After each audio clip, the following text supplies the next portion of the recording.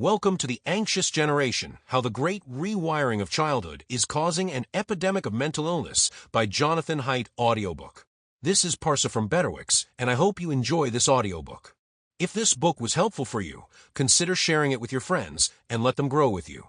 BetterWIX Introduction of the book.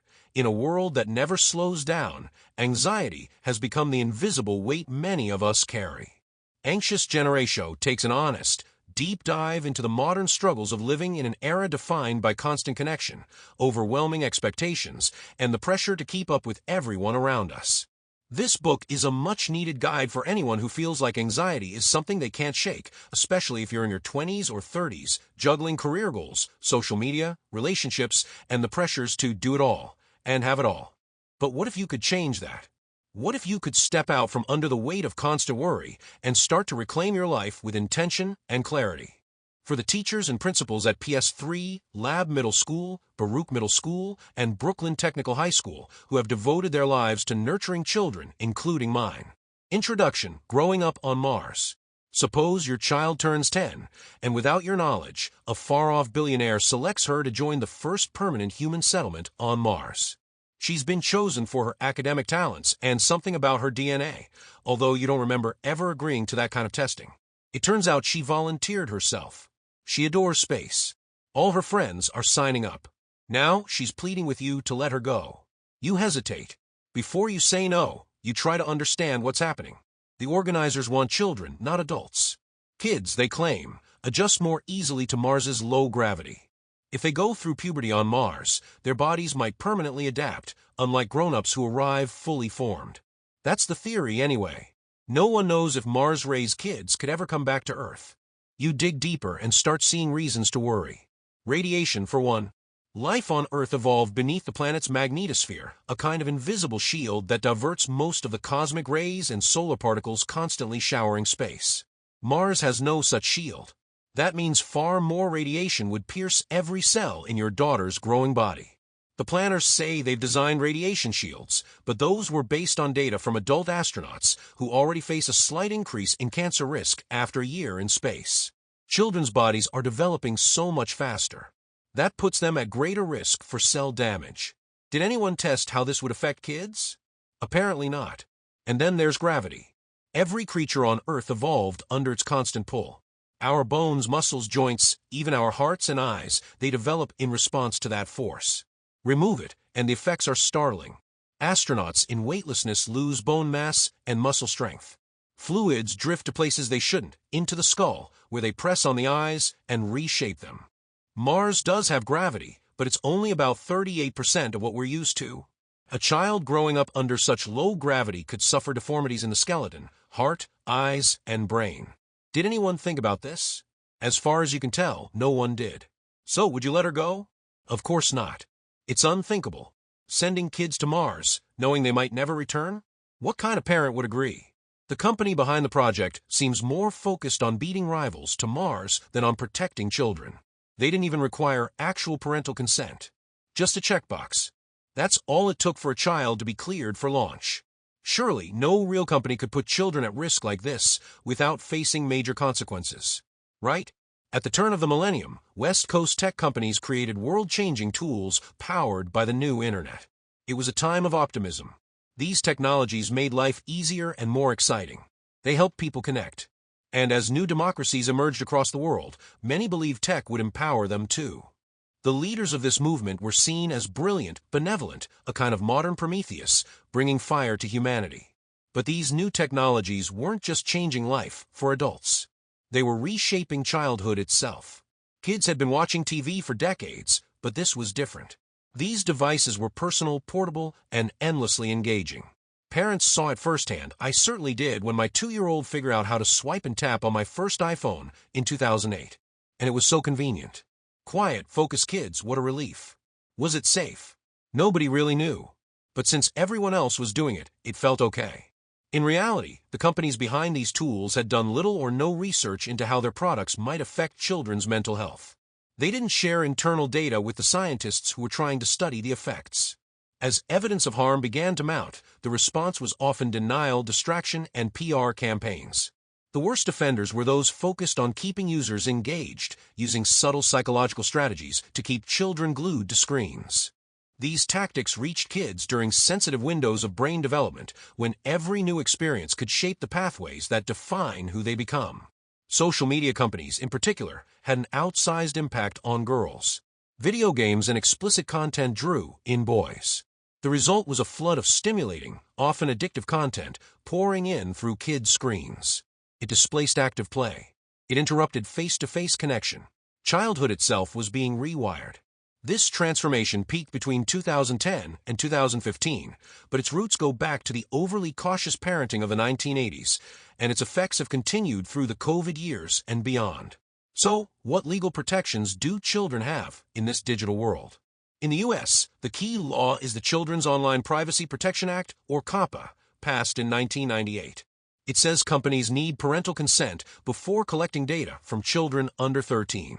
That's why most platforms set their age limit at 13, not based on any developmental science, but on this legal marker. But here's the thing.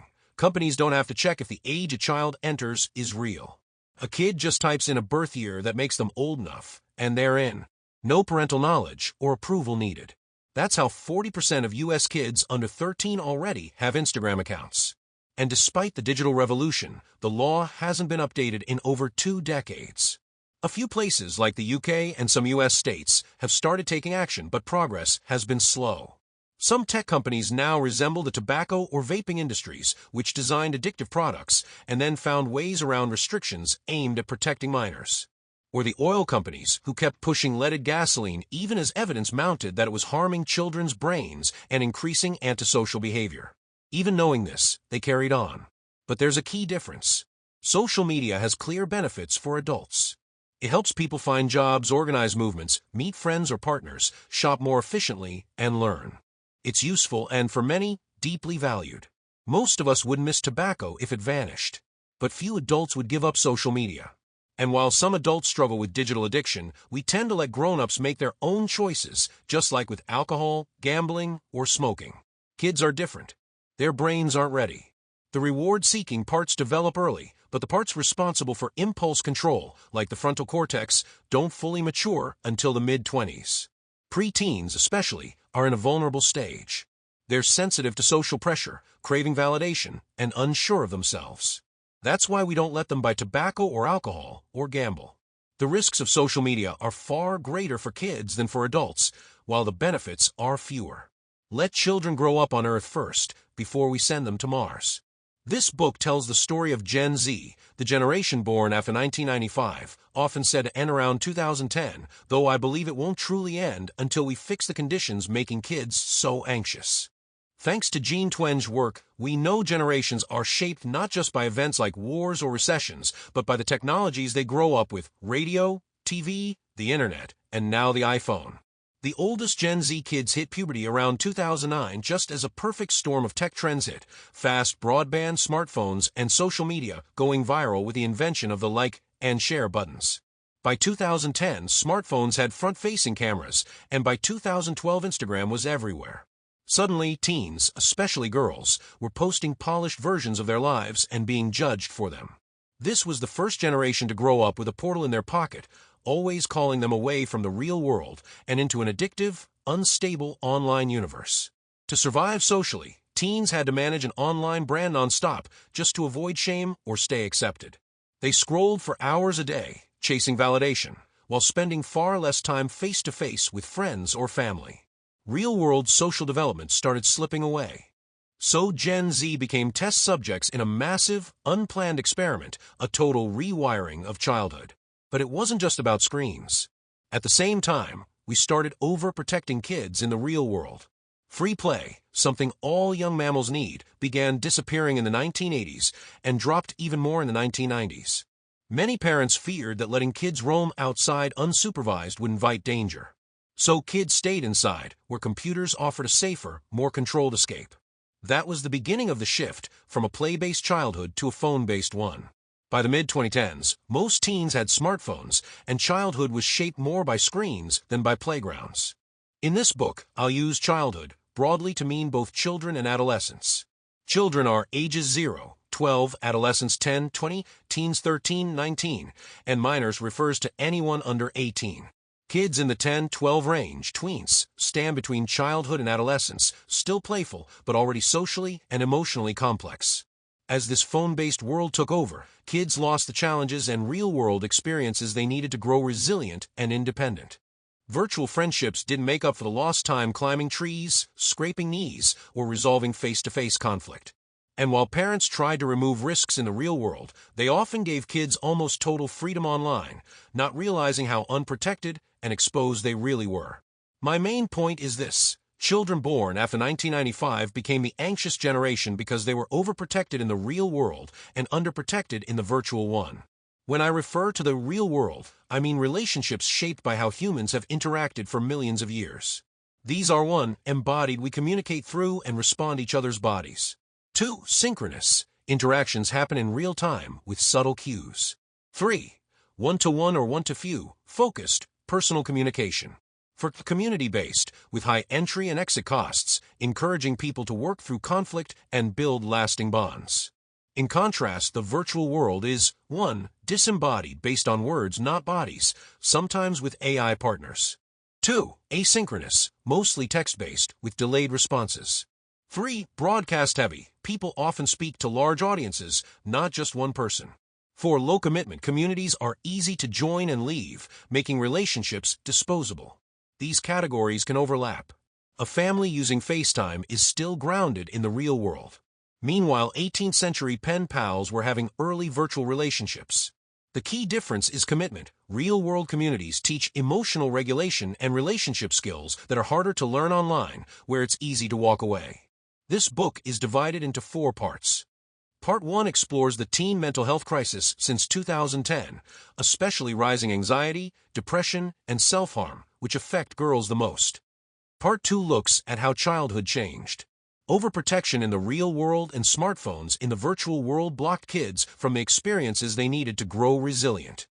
Part 3 shows how phone-based childhood harms kids' development through sleep loss, social isolation, fractured attention, and addiction. Social media is especially damaging for girls, while boys face rising failure-to-launch rates. I end with 6 spiritual practices that can help all of us reconnect. Part 4 focuses on solutions.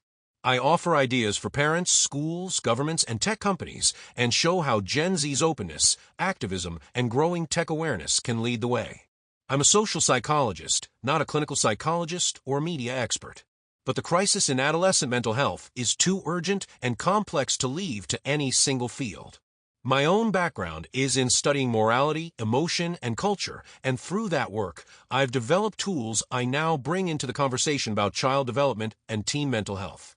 Since the late 1990s, I've been part of the positive psychology movement, focused on understanding what makes life fulfilling. My first book, The Happiness Hypothesis, explored 10 timeless insights from ancient wisdom about how to thrive. That book formed the basis for a course I taught called Flourishing, first at the University of Virginia and later at NYU's Stern School of Business. Through my teaching, I've watched students change from millennials with flip phones to Gen Z with smartphones. And as they opened up about their mental health and struggles with technology, I learned a great deal from their honesty. My second book, The Righteous Mind, was about the moral psychology that evolved in humans, how our desire to be part of shared moral communities shapes our political and religious divisions. That work helped me understand why online networks, useful as they may be for adults, are poor substitutes for the rich, in-person communities in which children have always been raised. It was my third book, though, that led me to focus directly on adolescent mental health. My friend Greg Lukinoff noticed something shift on college campuses. He'd learned cognitive behavioral therapy after a serious episode of depression in 2007, and he recognized that students were starting to speak and think in the very cognitive distortions CBT teaches people to challenge, things like catastrophizing and black and white thinking. But it wasn't university administrators enforcing this. It was students themselves asking to be shielded from books and speakers that made them uncomfortable. Greg, a lawyer and president of the Foundation for Individual Rights and Expression, thought colleges might be inadvertently teaching students to embrace unhealthy thinking patterns. In 2015, we wrote about this in The Atlantic in an essay called The Coddling of the American Mind. At the time, we believed part of the problem stemmed from trends in education. But by 2017, we saw that the rise in anxiety and depression was affecting adolescents across many countries and across all races, income levels, and types of schools. Those born after 1996 showed distinct psychological differences from those born just a few years earlier. That insight led us to expand our article into a book. We drew on the work of Jean Twenge, whose 2017 book iGen documented how mental health issues began rising soon after smartphones became widespread. Teens who spent more time in face-to-face activities like sports or religious groups were doing better. The ones on their phones the most were struggling the most. But we were careful then. Correlation didn't mean causation, so we urge parents not to overreact based on early evidence. Now, in 2023, the evidence is much stronger. There are both correlational and experimental studies showing that social media harms adolescents, especially girls, during puberty. But smartphones and social media are just part of the story. Through my research for this book, I've come to see that what's happening is far bigger. We're living through a historic transformation of childhood itself, and it's affecting boys as much as girls. We've been here before in some ways. In the early 20th century, children died in car accidents in large numbers until we introduced seat belts and car seats. In the 1970s, my high school classmates could buy cigarettes from vending machines. Eventually, those were banned, making things harder for adults but better for kids. Over time, we figured out how to protect children in the real world while preserving adult freedoms. But now, almost overnight, we've created a virtual world where adults can indulge any passing impulse, while children are left unprotected. With growing signs that this digital childhood is making kids lonely, unhappy, and emotionally unwell, we have to ask, are we willing to accept this trade-off? Or, like in earlier generations, will we decide that sometimes protecting children is worth a little inconvenience for adults? In Part 4, I'll offer many ideas for reform, ways to undo the two major mistakes we've made, shielding children too much in the physical world, where they need real-life experience, and leaving them unprotected in the online world, where they are especially vulnerable during puberty. These ideas are grounded in the research I'll present throughout the book, though some findings are complex and debated. I'll likely get a few things wrong, and I plan to update the online supplement to correct those. But there are 4 key reforms I'm confident in, so much so that I call them foundational. They lay the groundwork for a healthier childhood in this digital age. First, no smartphones before high school. Give kids basic phones without internet or apps until at least 9th grade. Delay the round-the-clock access that changes how they interact with the world. Second, no social media before age 16. Let them pass through the most sensitive stages of brain development before they're exposed to the flood of social comparison and algorithm-driven influencers. Third, make schools phone-free. From elementary through high school, students should store phones, smartwatches, and any device that sends or receives texts in lockers or locked pouches during the school day. Only then can their attention be fully present with teachers and peers. Fourth, give kids far more unsupervised play and freedom. That's how they naturally learn social skills, face fears, and grow into capable, self-governing young adults. These 4 changes aren't expensive or difficult if we do them together. They could bring major improvements in teen mental health within just 2 years, even without new laws. And with powerful new technologies like AI and immersive virtual reality just arriving, we can't afford to wait. While writing the happiness hypothesis, I came to deeply value ancient wisdom. What would the sages say to us now, navigating this phone-dominated world? They'd urge us to step away from our screens and reclaim our minds. Epictetus, writing in the 1st century, questioned why we guard our bodies but not our thoughts. If your body was handed over to just anyone, you'd be outraged. Why aren't you just as careful with your mind, allowing anyone who criticizes you to disrupt your peace? Anyone who's been rattled by online comments or thrown off by a social media post knows exactly what he meant. And Marcus Aurelius, a century later, warned against being consumed by other people's lives. Don't waste your limited time worrying about what others are doing or thinking.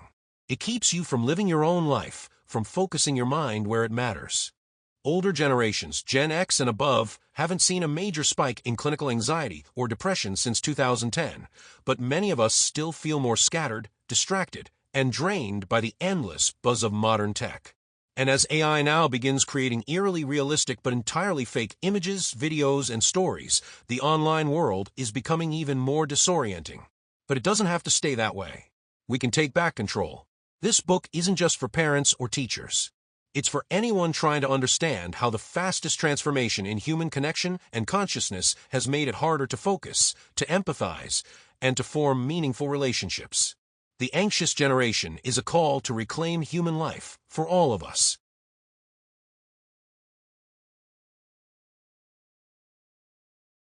Part 1. A Tidal Wave. Chapter 1.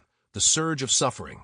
When I talk with parents of teenagers, our conversations often circle back to the same concerns: smartphones, social media, video games. The stories they share tend to echo familiar patterns. One of the most common is what I call the constant conflict story, parents trying to enforce rules around technology, only to find themselves caught in endless negotiations. With so many screens and so many ways around the rules, the battle over tech becomes a central feature of family life. Even the effort to maintain simple family rituals or real conversations can feel like trying to hold back a rising tide, one that sweeps over not just kids, but the parents too. Most of these parents aren't talking about diagnosed mental illness. It's more a deep unease, a sense that something essential is being lost. Their kids are drifting into long hours online, and the parents can't shake the feeling that those hours are replacing something natural, something human. But sometimes the stories go deeper. A mother in Boston told me about her 14-year-old daughter, Emily. She and her husband had done everything they could to keep Emily off Instagram. They saw how it affected her. They installed monitoring apps and tried setting limits. But the struggle became all-consuming, and Emily found ways to outmaneuver them. In one especially painful moment, she got into her mother's phone, disabled the monitoring software, and said she would end her life if they reinstalled it. Her mother told me, "It feels like the only way to take her off social media is to move to a deserted island." Every summer, Emily attended a camp with no electronics allowed, and every year, they picked up a different child, calm, cheerful, like her old self. Then, within days of being back on her phone, she'd return to agitation and sadness. At one point, her mother gave her a flip phone for 2 months, and once again, Emily became her normal self. When I hear similar stories about boys, the concerns often revolve around video games and sometimes pornography. That's especially true when a boy goes from light gaming to heavy use. I met a carpenter whose 14-year-old son, James, had mild autism. Before COVID, James had been doing well in school and progressing in judo. But when the pandemic hit and schools closed, his parents got him a PlayStation just to help him stay occupied. At first, the games were a bright spot. James loved playing and connecting with others online.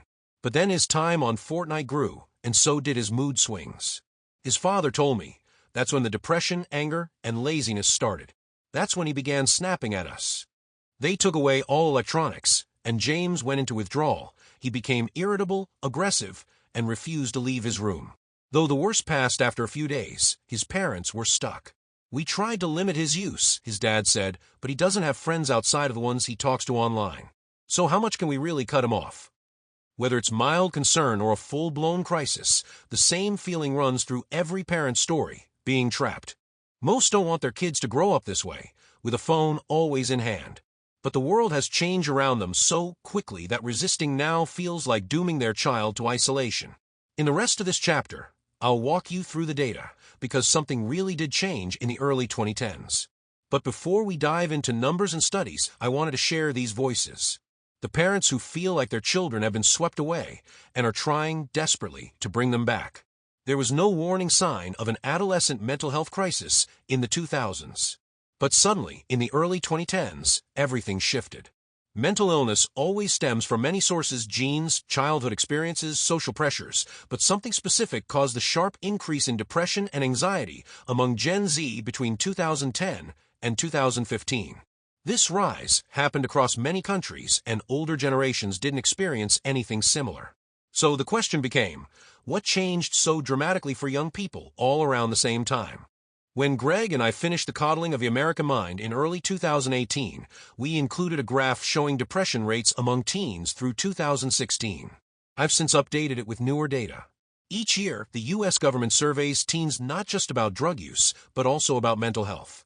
They're asked questions like, have you gone through a long stretch feeling sad, empty, or depressed? Or felt so bored you lost interest in the things you usually enjoy?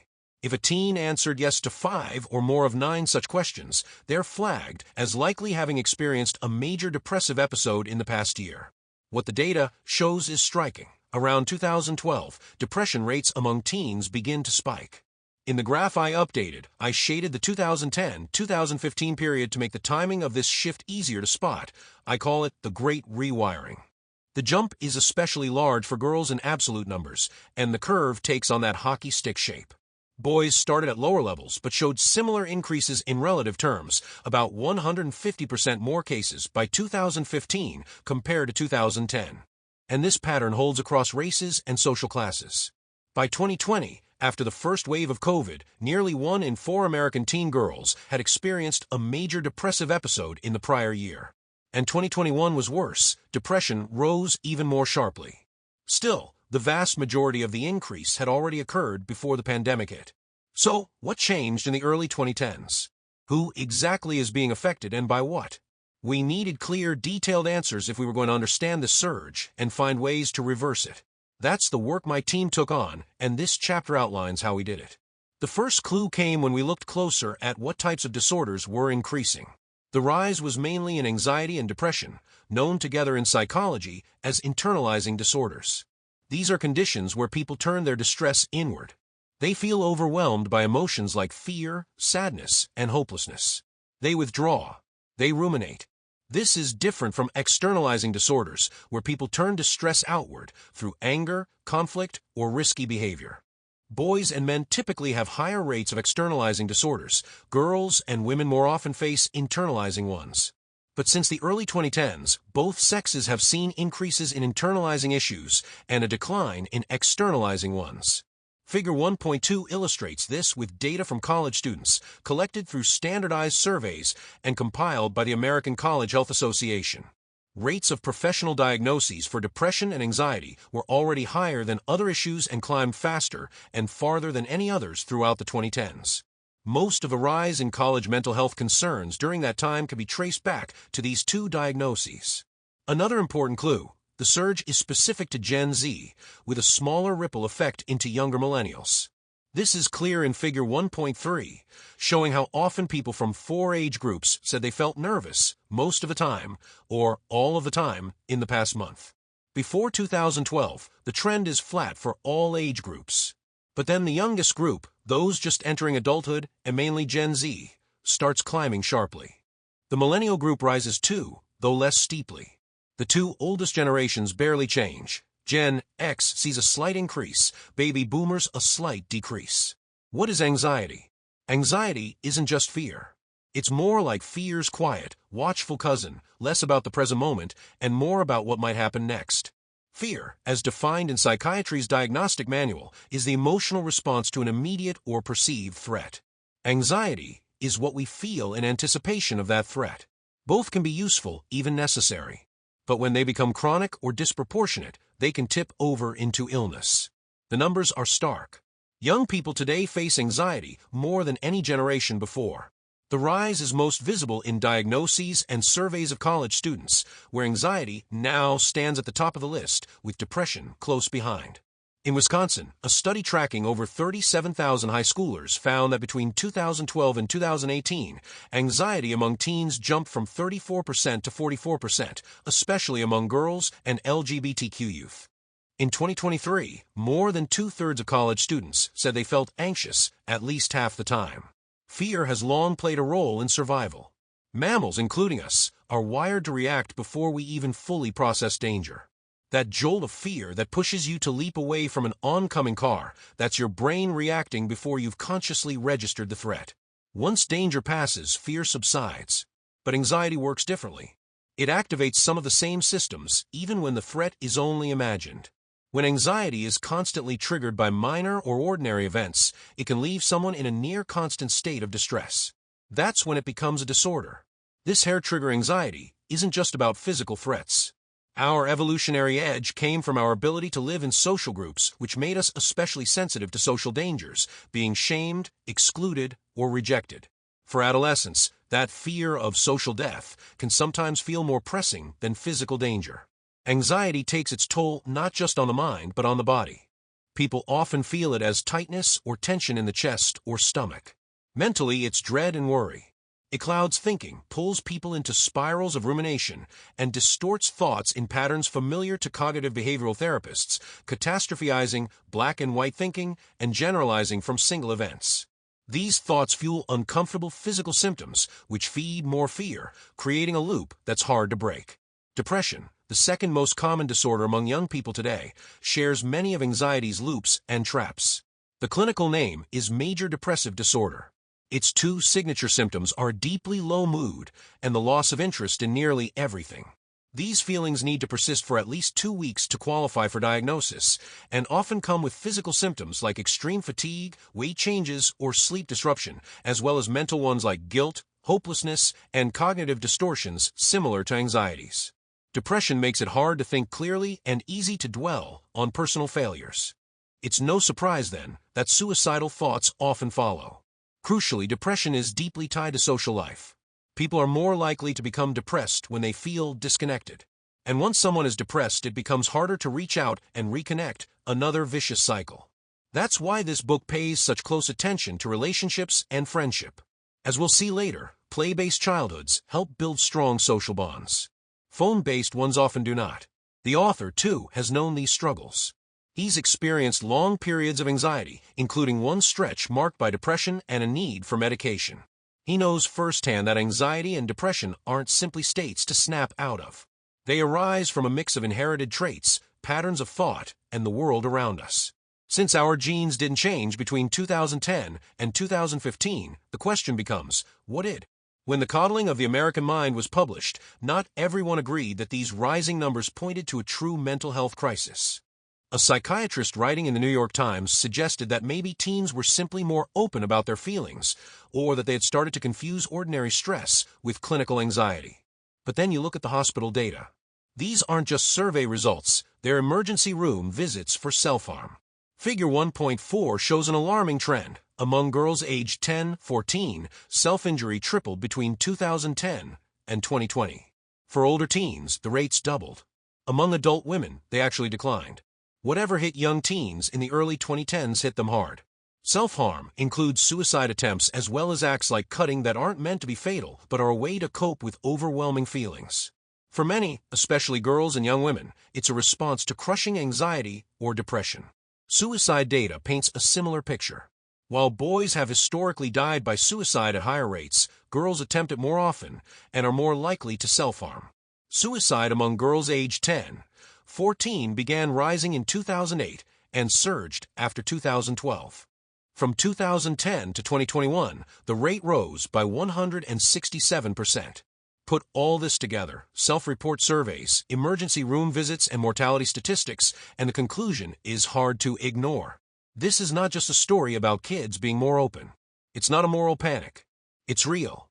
Something changed for young people, especially young girls, starting in the early 2010s. And whatever that something is, we need to understand it. The arrival of the smartphone in 2007 changed life for everyone. Like radio and television before it, the smartphone swept through the nation and the world. The smartphone was adopted faster than any other communication technology in history. As shown by the data, it spread quickly, with an early phase where everyone seemed to be buying it. The internet era came in 2 waves. The first wave in the 1990s was the rapid increase of personal computers and internet access, and by 2001, most homes had them. During this time, teen mental health remained stable. The second wave came with social media and smartphones, which began to reach most homes by 2012 or 2013. That's when girls' mental health began to collapse, and boys' mental health changed in more subtle ways. Before smartphones, teens had basic phones like flip phones that allowed calling and texting. These phones didn't connect you to the internet, making it harder to constantly stay in touch. Smartphones, on the other hand, allowed 24/7 internet access and became the home of social media platforms, which continually pinged users, urging them to check updates throughout the day. This constant connectivity proved harmful for many young people. In 2011, 77% of teens had a phone, but only 23% had a smartphone. By 2016, 79% of teens owned a smartphone, as did 28% of children aged 8 to 12. As they got smartphones, teens began spending more time online. A 2015 report found that teens with social media accounts spent about 2 hours a day on them. By 2022, nearly 46% of teens reported being online, almost constantly. This high level of connectivity, even when not using their devices directly, led to anxiety and mental health issues, as much of their attention was diverted to the virtual world. The iPhone 4, introduced in 2010, was a turning point. It featured a front-facing camera, making selfies easier. That year also saw the launch of Instagram, initially available only on smartphones.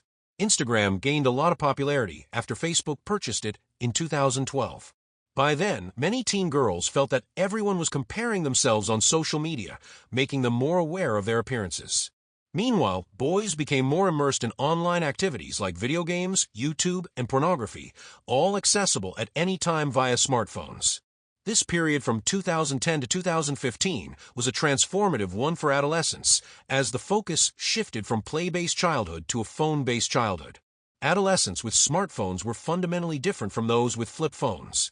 Social patterns, role models, emotions, physical activity, and even sleep patterns were fundamentally changed. The digital world replaced many face-to-face interactions, and young people became more disconnected from the real world. When discussing the mental health of Gen Z, some suggest that their anxiety and depression stem from the state of the world, events like 9/11, wars, the financial crisis, climate change, and political polarization. While these concerns are valid, the data doesn't support the idea that global events directly caused the surge in teen mental health problems. In fact, during the 2008 financial crisis, when the unemployment rate spiked, teen depression didn't increase. Instead, it was during the early 2010s that mental health began to deteriorate rapidly. Some argue that climate change is a major cause of anxiety among Gen Z, but it's important to note that collective threats, like war or environmental concerns, don't usually lead to depression. When countries face crises, people often rally together and feel more connected. Depression arises not from shared threats, but from isolation, loneliness, and the feeling of being disconnected from others. Gen Z's mental health crisis wasn't driven by global events, but by the way smartphones and social media reshaped their social lives. To explore whether the mental health decline in American adolescence was caused by current events, we can look at trends in other countries with different cultural contexts and events. When comparing the U.S. with countries like Canada and the U.K., as well as Nordic nations, we see similar patterns.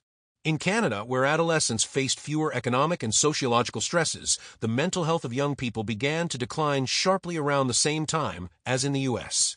Around 2011, the mental health of young women in Canada began to drop, as shown by a report of those reporting excellent or very good mental health. Similarly, the rate of psychiatric emergency visits for self-harm in Canadian teens mirrored the pattern seen in the U.S. In the UK, which is culturally distinct from the U.S., teens also experienced an increase in anxiety and depression starting in the early 2010s, especially among girls. Behavioral data supports this as well, with a rise in self-harm episodes recorded in medical records for British teens. The same trends are observable in Ireland, New Zealand, and Australia. For instance, Australia saw a notable rise in psychiatric hospitalizations for teens starting in 2015, a change that also marked the start of the Great Rewiring. In the Nordic countries, data collected between 2002 and 2018 shows a very similar trend. Mental health issues among teens were relatively stable until 2010, after which there was a noticeable increase by 2015. These patterns across multiple regions suggest a global shift around the early 2010s, marking a significant change in adolescent mental health. Beyond the Anglosphere and Nordic nations, global studies on adolescent mental health are limited, but one survey, the Program for International Student Assessment, asks 15-year-olds about their feelings regarding school. This survey, conducted every 3 years since 2000, provides data on how students feel about their social lives and relationships at school, offering insight into global adolescent mental health trends. Jean Twenge and I analyzed responses to 6 key questions and charted the results across 37 countries since 2000.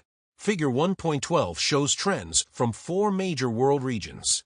From 2000 to 2012, reports of feeling lonely or friendless at school remained steady. However, after 2012, loneliness increased across all regions except Asia.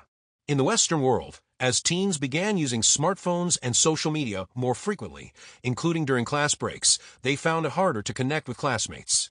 They were constantly elsewhere. The 2008 financial crisis did not drive this increase in school loneliness, nor did school shootings or politics in the U.S. The only explanation that fits is the sudden, massive shift in technology that teens use to connect with each other. Children born in the late 1990s were the first to go through puberty in the virtual world, an experiment never before seen in human history. Between 2010 and 2015, the social lives of American teens shifted almost entirely to smartphones, social media, online games, and other internet-based activities. This shift, which I call the Great Rewiring of childhood, is the primary cause of the mental health crisis among teens that began in the early 2010s. The first generation of teens to go through puberty with smartphones and the internet in their hands became more anxious, depressed, self-harming, and suicidal. This generation is known as Gen Z, distinct from millennials who finished puberty before the Great Rewiring began. The mental health crisis hit girls hardest, particularly preteen girls, but boys also experienced increases in anxiety, depression, and self-harm. While their struggles were less intense, boys faced their own tech-related challenges, which I'll explore in Chapter 7. Suicide rates began rising in 2008 for both boys and girls, reaching even higher levels in the 2010s. This surge in mental health issues wasn't confined to the U.S. Similar trends appeared in the UK, Canada, Nordic countries, and other major English-speaking nations. Feelings of alienation in schools increased across the Western world after 2012. Though data from non-Western nations is less abundant, their trends are less clear. No theory other than the rise of smartphone-based childhood can explain this global increase in anxiety and depression among adolescents. While other factors contribute to poor mental health, the sharp rise between 2010 and 2015 cannot be attributed to the financial crisis, political events, or localized issues. The next question is how phone-based childhood disrupts development and contributes to mental illness. To answer, we must first understand childhood and what children need to develop into healthy adults. That's what I'll explore in Part 2, where I'll discuss the gradual loss of play-based childhoods starting in the 1980s.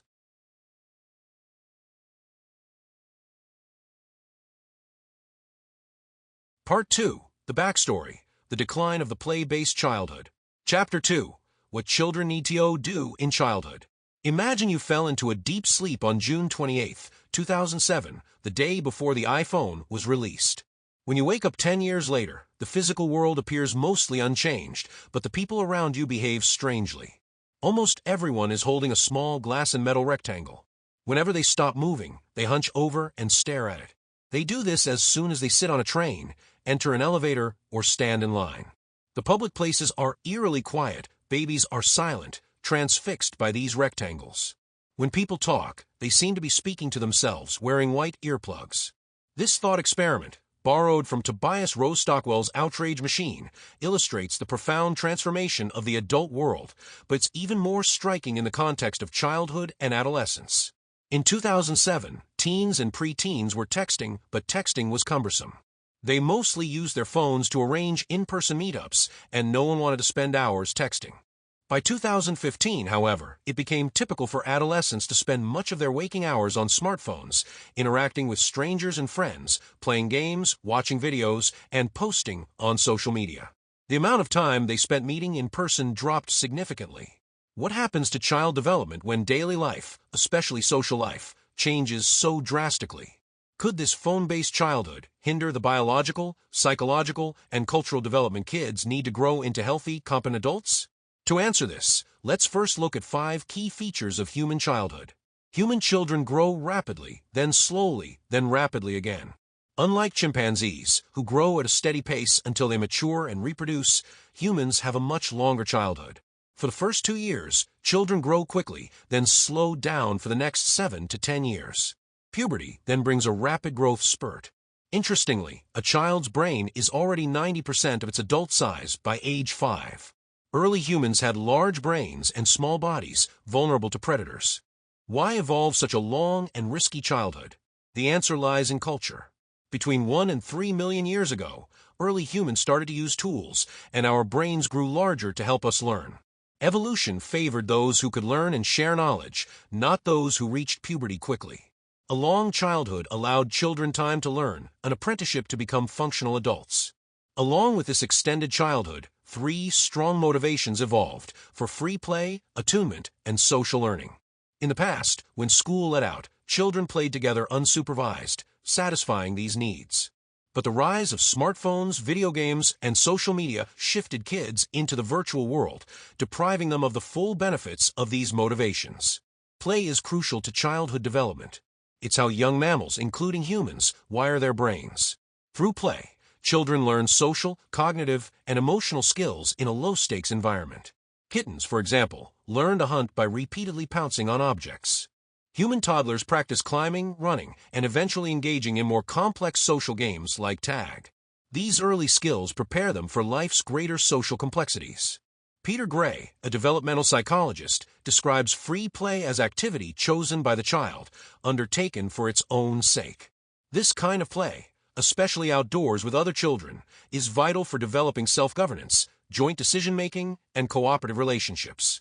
It teaches kids how to handle mistakes and conflicts, building the skills necessary for adulthood. A key feature of play is that it's low cost in terms of consequences. Mistakes are common, but they're part of the learning process. Kids gradually build the social skills needed to navigate more complex social environments like middle school. It's not the structured lessons or homework that prepare them, but free play, which provides direct experience, not just information. Now consider the impact of smartphones. When adolescents spend most of their time on their phones, watching videos, scrolling through social media, or playing video games, they miss out on the benefits of real-world interactions. Social media, for instance, turns children into brand managers, constantly curating their image and worrying about the social consequences of every post. This is far from free play, which is done for its own sake, without an eye on the end result. Even for those who don't post, social media fosters harmful social comparisons and unrealistic beauty standards, taking time away from everything else. By the early 2010s, surveys showed a sharp decline in unstructured time spent with friends, coinciding with the rise of smartphones. The shift was dramatic. Adolescents began to move away from real-world interactions, spending more time in the virtual world. This was the great rewiring of childhood, the advent of smartphones, social media, and constant connectivity, fundamentally reshaping how kids spend their time and develop socially. Human children are naturally wired to connect, engaging in shared emotional experiences even before they can fully control their movements. Babies laugh most joyfully when adults, drawn to the baby's cuteness, try to elicit laughter, creating a feedback loop. Even in the first weeks of life, infants can mimic basic facial expressions, which helps establish a bond with their parents. However, smartphones can disrupt this vital face-to-face interaction. Research shows that 17% of American parents are often distracted by their phones when spending time with their children, and another 52% are sometimes distracted. While distractions from new technologies have always existed, smartphones, with their constant notifications, particularly interfere with the parent-child connection. As toddlers begin to speak, attunement, taking turns and reading each other's expressions, deepens. These simple back-and-forth exchanges become the foundation for important social skills. Developmental psychologists call this type of interaction serve and return, comparing it to a game of tennis where timing and mutual attention are crucial. Attunement is as vital for emotional development as physical exercise is for the body. Children deprived of this kind of interaction often struggle with emotional regulation, forming healthy attachments, and facing challenges later in life. As children grow older, they shift from turn-taking to finding joy in synchrony, like jumping rope or singing together. Such games, often without a clear goal, create a sense of connection through synchronized actions, tapping into ancient human rituals. Studies have shown that synchronous movement, like swaying together to music, builds trust and cooperation. Groups that moved in sync were more cooperative and made more money in trust-based games than those out of sync. Yet, social media disrupts this essential form of connection, encouraging kids to engage in asynchronous interaction, which can feel like work rather than play. Many teens now spend hours a day on social media, often engaging in shallow interactions that lack the depth of face-to-face conversations. As social media interaction is largely disembodied, it misses the real-time, physical communication channels humans evolved to use, like facial expressions and body language. This loss of attunement is a significant way social media alters childhood. In the early 2010s, many teens began feeling lonely and starved for connection as they spent more time on social media and less in face-to-face interactions. As humans evolved, those who learned best by copying others thrived. This wasn't about school learning, but about learning through social copying. Children don't simply copy their parents, they seek out the best role models in their community. Evolutionary scholars like Rob Boyd and Pete Richardson highlighted strategies like conformity bias and prestige bias, copying those deemed prestigious for their excellence. On social media, conformity bias is amplified. Teens are exposed to thousands of data points at once, with instant feedback in the form of likes and comments. This creates a powerful engine for conformity, shaping adolescents' behaviors in ways that are far faster and more impactful than traditional peer influence. However, prestige bias also plays a role. Social media platforms exploit this by quantifying prestige through likes and followers. Influencers, often famous for their virtual presence rather than real-world achievements, attract young people's attention, leading them to copy behaviors that might not align with real-world social settings.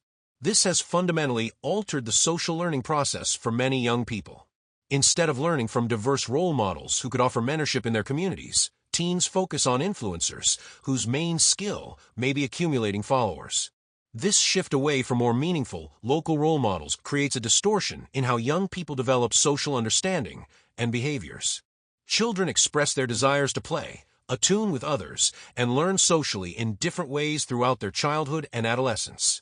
Healthy brain development relies on receiving the right experiences at the right age. Mammals and birds undergo experience expectant development, where certain brain parts become highly malleable during windows when specific experiences should occur. These sensitive periods make learning easier at certain ages, like language acquisition. Kids younger than 12 can learn languages fluently, but this ability sharply declines as puberty approaches. A similar sensitive period exists for cultural learning. For example, children who move to a new country between ages 9 and 14 adapt more easily to their new culture. Those who arrive later struggle with readjustment. This period is crucial for shaping identity and how children see themselves in relation to others.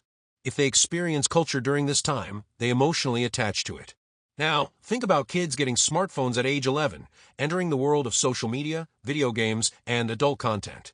Unlike the sequential experiences of a play-based childhood, children today are exposed to a chaotic mix of content at any age. This redefines their sense of identity, self-worth, and relationships. Social media rewards certain behaviors and punishes others, shaping what is considered desirable. For Gen Z, who first experienced puberty and sensitive cultural learning with smartphones, this has had profound effects. Research backs this up. A study showed that social media use during puberty, especially ages 10 to 15, harms mental health. Girls between 11 and 13 and boys between 14 and 15 saw the most negative effects. This shows that 13, the current age for social media use, is too young for children whose brains are still highly open to influence. Instead of engaging with influencers online, these kids should be forming face-to-face connections, playing, and learning from local role models.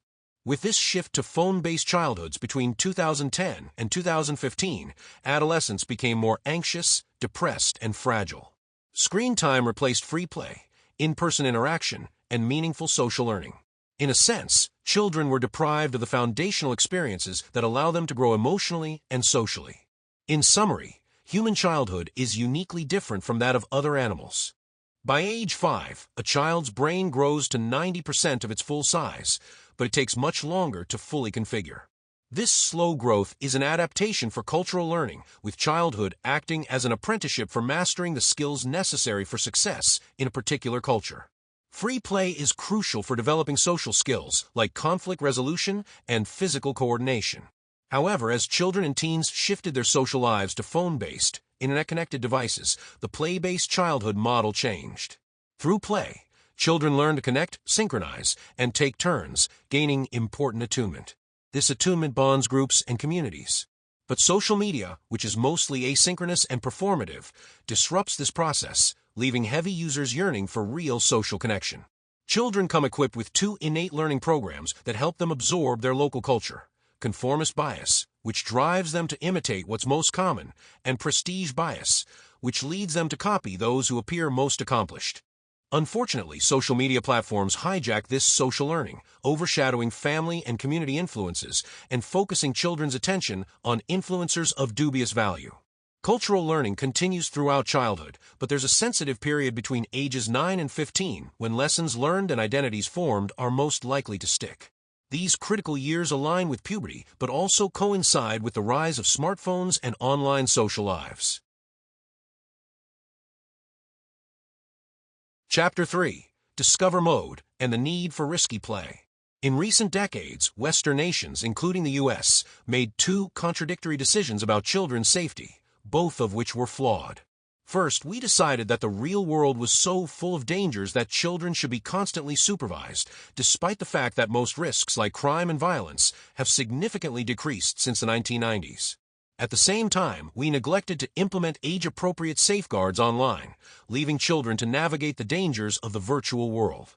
For example, parents often fear sexual predators targeting their children, but these predators now primarily operate online. The internet makes it easier for them to communicate with children and distribute harmful content. A 2019 New York Times article revealed that tech companies flagged a record 45 million illegal images of child abuse, highlighting how out of control the situation has become. In 2023, the Wall Street Journal reported how Instagram connects pedophiles, guiding them to content sellers through recommendation algorithms. Another example comes from Isabel Hogben, a 14-year-old girl who shared her experience of discovering porn online at age 10, highlighting how easy it is for kids to stumble upon harmful material without any age verification. Despite her mother's attentive parenting, Hogben found pornography anyway. Her essay points out the contradiction in our approach to child safety. We overprotect children in the physical world while underprotecting them online. If we want to truly protect children, we should delay their entry into the virtual world and encourage outdoor play instead. Unsupervised outdoor play is essential for children's development. It teaches them how to handle risks and challenges, building physical, social, and psychological competence. This fosters confidence, which in turn helps children face new situations and reduces anxiety. In contrast, overprotective parenting leads to children operating in defend mode, where their ability to handle risk and form secure attachments is diminished.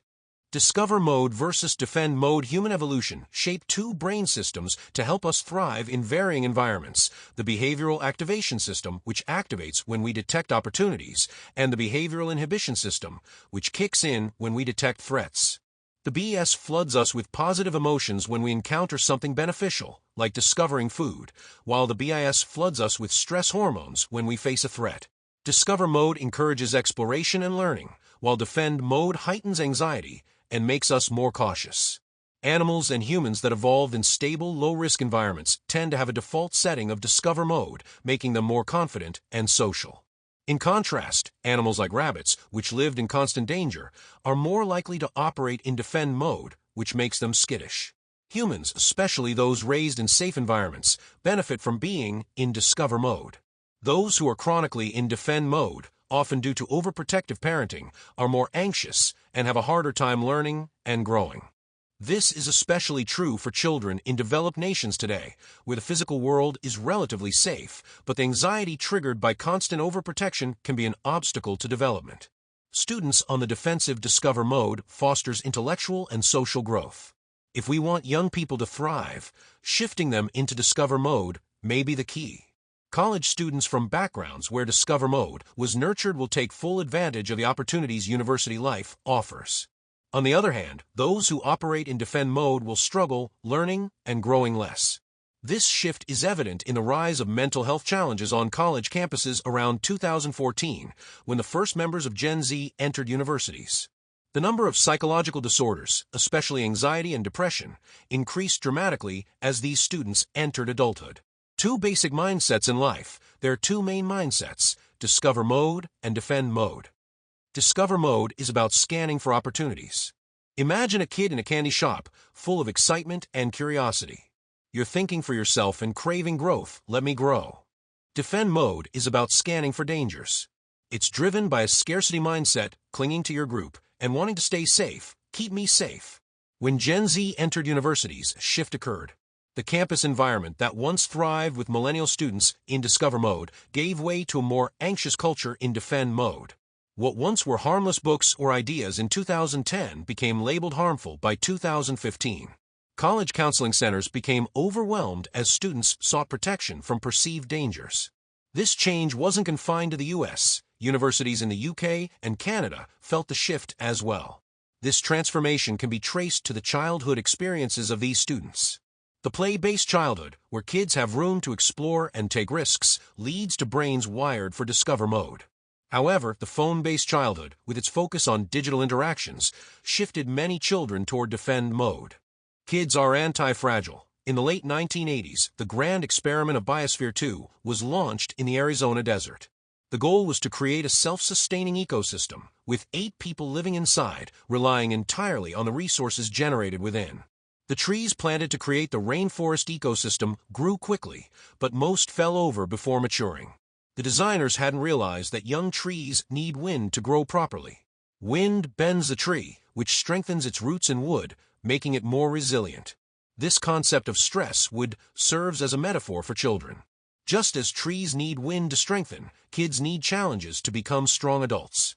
This idea is captured in the concept of anti-fragility, a term coined by Nassim Taleb. Some things like wine glasses are fragile and break easily. Others, like a plastic cup, are resilient, meaning they can survive a fall but don't get any stronger. However, anti-fragile systems don't just survive, they get stronger through adversity. The immune system is a prime example of anti-fragility. It needs exposure to germs to become stronger. Similarly, children need exposure to small frustrations, setbacks, and conflicts to build psychological resilience. Parents who try to shield their kids from every challenge may unintentionally hinder their development. Kids who aren't allowed to experience the natural discomforts of life may struggle with anxiety, low confidence, and emotional regulation. When children are overprotected, they may enter adolescence with a scarcity mindset, stuck in defend mode. In this state, they're more likely to struggle with learning, form fewer close friendships, and be more anxious, experiencing greater distress over everyday conflicts. Anti-fragility is key to understanding many aspects of human development. One of the more puzzling questions is why children seek out risky play, even when it means they might get hurt. Why, after mastering a skill like skateboarding down a gentle slope, do they move on to steeper slopes, staircases, and even railings? Why pursue activities that seem to almost guarantee injury? Research has shown that thrilling experiences actually have antiphobic effects. Ellen Sandcedar and Leif Kinnair's work from 2010 explains that phobias are often tied to things that rarely harm us, such as snakes, the dark, or heights, while we rarely develop phobias about things that are much more dangerous, like cars, knives, or junk food. Interestingly, phobias in adults often don't link back to childhood trauma. In fact, kids who fall from trees are often the least afraid of climbing them as adults. To understand this, we must look at it through an evolutionary lens. Certain phobias, like the fear of snakes, developed over millions of years to keep humans safe. Children, however, as they gain more experience, often find that their fear turns into curiosity and gradually mastery over what once frightened them. This shift from fear to excitement is clear when watching a child overcome their initial hesitation to touch a worm found during a nature walk. Their fear transforms into triumph as they touch it, laugh, and feel less scared the next time. In 2022, I experienced something similar with a puppy named Wilma. At first, she was terrified of everything, even large dogs on city sidewalks. But over time, she started to approach larger dogs cautiously, then retreat for safety before bravely running back to engage them in playful chase. Through this process, she learned to manage her fear and joy in balance. Just like puppies, children thrive on thrilling experiences. They need to swing high and jump off the swing. They need to explore forests and junkyards, seek out adventure, and face fears head-on, whether by shrieking in excitement during a horror movie or riding a roller coaster. This helps them develop vital skills like assessing risk, handling injuries, and gaining confidence in managing challenges without always seeking adult help. Sandcedar and Kinnair define risky play as activities that are thrilling and exciting but involve some risk of injury. Such play is usually outdoors and happens during unstructured free play. Children naturally seek out activities like climbing trees, swinging fast, wrestling, and even experimenting with dangerous elements like fire or tools. Sadly, these types of risky play became less common after the 1990s as adults began to limit what children could do. Video games, for example, offer no real-world risk, even though avatars in games like Fortnite engage in similar daring activities. In contrast, children need to learn to manage their bodies in the physical world before they become immersed in virtual ones. Before the 1980s, playgrounds were full of thrilling, albeit risky, equipment. Some, like the towering slides and jungle gyms, were dangerously high, but children took these risks in stride. On the other hand, the playground spinner, a cooperative and exhilarating piece of equipment, offered opportunities for risk-taking that challenged both the body and mind, amplifying excitement and providing unique physical sensations like dizziness from centrifugal force. This is the kind of play that fosters growth and development in children. On the playground spinner, there's a risk of getting hurt if you're not careful, but it's usually a minor injury. This direct feedback teaches kids how to handle their bodies, manage risks, and keep themselves and others safe.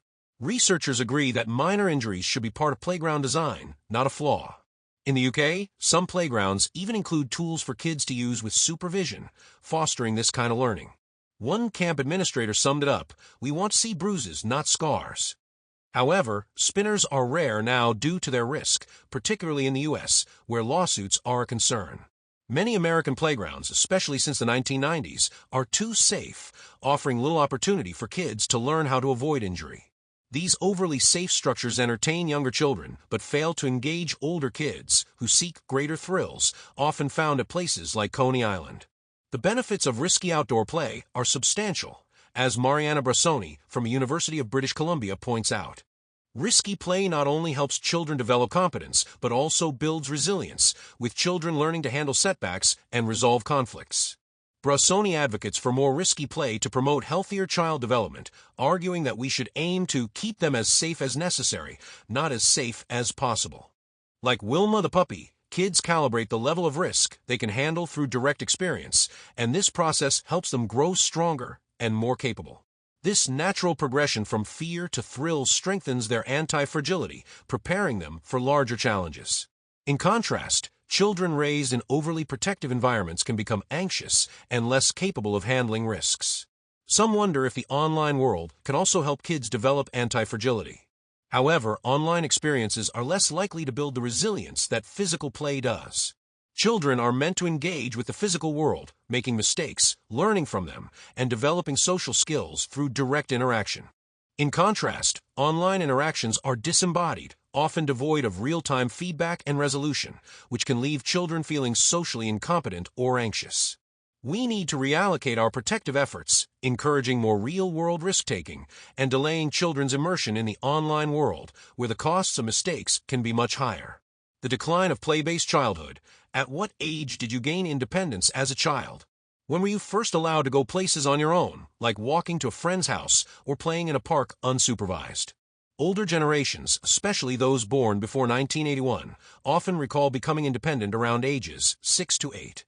However, children today, particularly those born after 1996, gain independence much later, typically between 10 and 12. This generational shift is confirmed by research from the US, Canada, and Britain, showing a dramatic change in parenting styles since the 1990s. Parenting became more protective and intensive, coinciding with a rise in the number of hours parents spent with their children, particularly among college-educated mothers and fathers. This shift may be linked to a growing focus on academic achievement and the competitive college admissions process, where children began to be treated as delicate investments in the race for college success. Sociologist Annette Leroux observed two distinct parenting styles: concerted cultivation for middle and upper-class families, which involves heavy adult supervision and structure activities, and natural growth for working-class families, which allows children more autonomy. However, by the 2010s, even working-class parents began adopting more protective, structured approaches. Before the 1990s, children had far more freedom to play, explore, and take risks in their neighborhoods.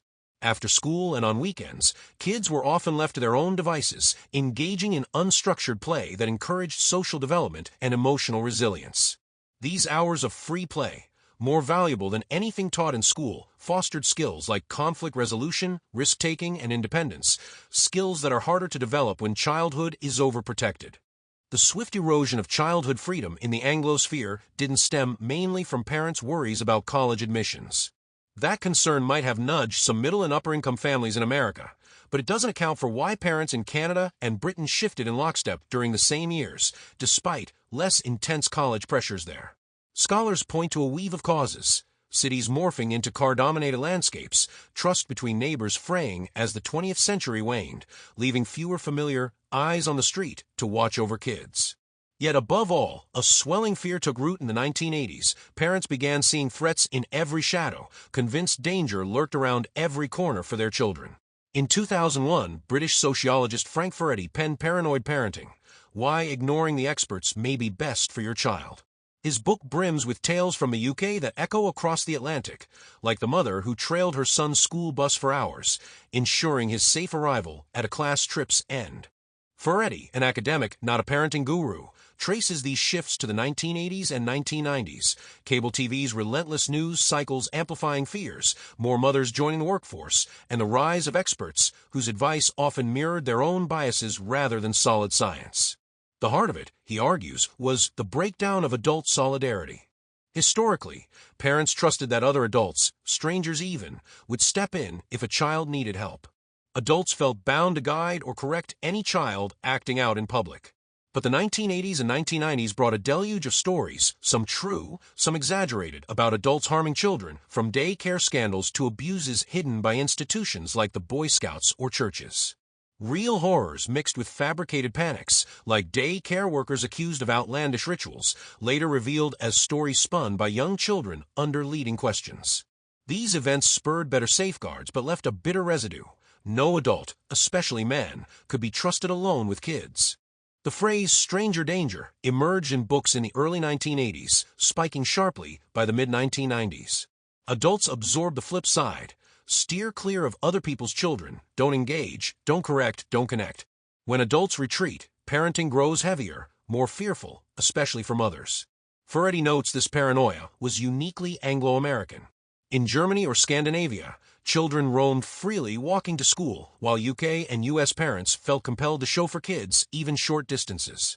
By 2000, unsupervised children vanished from public spaces in the Anglo-sphere.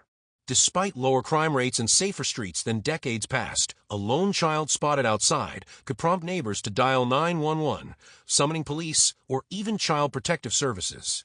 This was the world that shaped Gen Z, a place where adults, schools, and systems taught kids to fear the world, shielding them from risks their curious minds needed to grow resilient. The term concept creep, coined by Australian psychologist Nick Haslam, captures how words like safety stretched in recent decades, applying to smaller issues or new realms entirely. Safety once meant physical protection, but emotional safety began rising in the late 1980s, soaring 600% by 2010. Physical safety is vital. No one disputes seat belts or smoke alarms. Psychological safety, where group members feel free to speak without fear of shame, fosters healthy workplaces. But emotional safety, as it emerged on campuses, meant something broader, a right to avoid discomfort from others' words or actions. In the coddling of the American mind, we called this safetyism, a belief where safety overrides all else, no matter how small the risk. Gen Z, raised under this shield, often expected classrooms and campuses to be as guarded as their playgrounds. A Berkeley elementary school's rules reveal safetyism's grip. No tag without adult oversight, lest a dispute arise. Touch football banned unless a grown-up referees. These rules aim to erase conflict, but they rob children of chances to navigate disagreements, build resilience, and prepare for a world that thrives on give and take. American parents' trust in their neighbors and even their own children has eroded so deeply that many now support stripping childhood of nearly all independence. A 2015 Pew Research Center report reveals stark shifts. On average, parents believe kids should be 10 before playing unsupervised in their own front yard, 12 to stay home alone for an hour, and 14 to visit a public park without an adult. Yet these same Gen X and baby boomer parents recall with joy their own childhoods when they roamed freely at 6, 7, or 8 in times they admit felt riskier. Discover mode and defend mode, described earlier, form a thermostat-like system, adjusting to life's shifts. These sit within a larger framework, the attachment system. Mammals, defined by live births and nursing, raise vulnerable young who must master adult skills while staying safe. Sticking close to mom helps avoid danger, but as young mammals grow, their curious brains crave play, especially risky play, to build skills like running or socializing. The attachment system, first outlined by psychoanalyst John Bowlby after studying children separated during World War II, balances these urges. Every child needs a secure base, often a parent, but any caring adult will do, offering comfort and safety. Yet, from the moment they can crawl, kids yearn to explore, touching and tasting the world in discover mode, where growth happens. When trouble strikes, a fall, a hiss, a stranger, defend mode kicks in, sending them scurrying back to base or crying for help. A securely attached child calms quickly, returning to exploration. This cycle repeats daily, and over years, kids grow bolder, walking to school or friends' houses alone, internalizing their secure base. They face challenges solo, carrying support within. In adolescence, these early bonds shape romantic connections, reusing the same emotional blueprints. But children tethered to their base, denied risky ventures, miss time in the growth zone. They may linger in defend mode, relying on parents' presence, fueling a cycle of overprotection. Raising kids is unpredictable, messy. Loving, autonomy-granting homes can still produce anxious children. Overprotective ones often yield capable adults. No single parenting path guarantees success. Yet kids are anti-fragile. They thrive on risky play, bolstered by a secure base, nudging them toward discover mode. A childhood rich in real-world play fosters this, one bound to screens and fear does not. Human brains toggle between discover mode, chasing opportunities, and defend mode, guarding against threats. Those born after 1995 often lean toward defend mode, wary and anxious, unlike earlier generations. Like immune systems needing germs or trees needing wind, kids require setbacks to grow resilient. Overprotection weakens this, leaving young adults fragile. Free, risky play has antiphobic effects, helping kids master fears and build skills. Online risks don't compare. In the 1980s and 1990s, Anglo parents grew fearful, driven by media shifts and distrust, parenting in defend mode, seeing danger everywhere. This safetyism prioritizes safety above all, stifling kids' ability to handle conflict or risk. The attachment system evolved to let young mammals learn while retreating to safety. Fearful parenting traps kids at home base, curbing growth. A play-based childhood in the real world nurtures thriving. A fearful, phone-based one stunts it.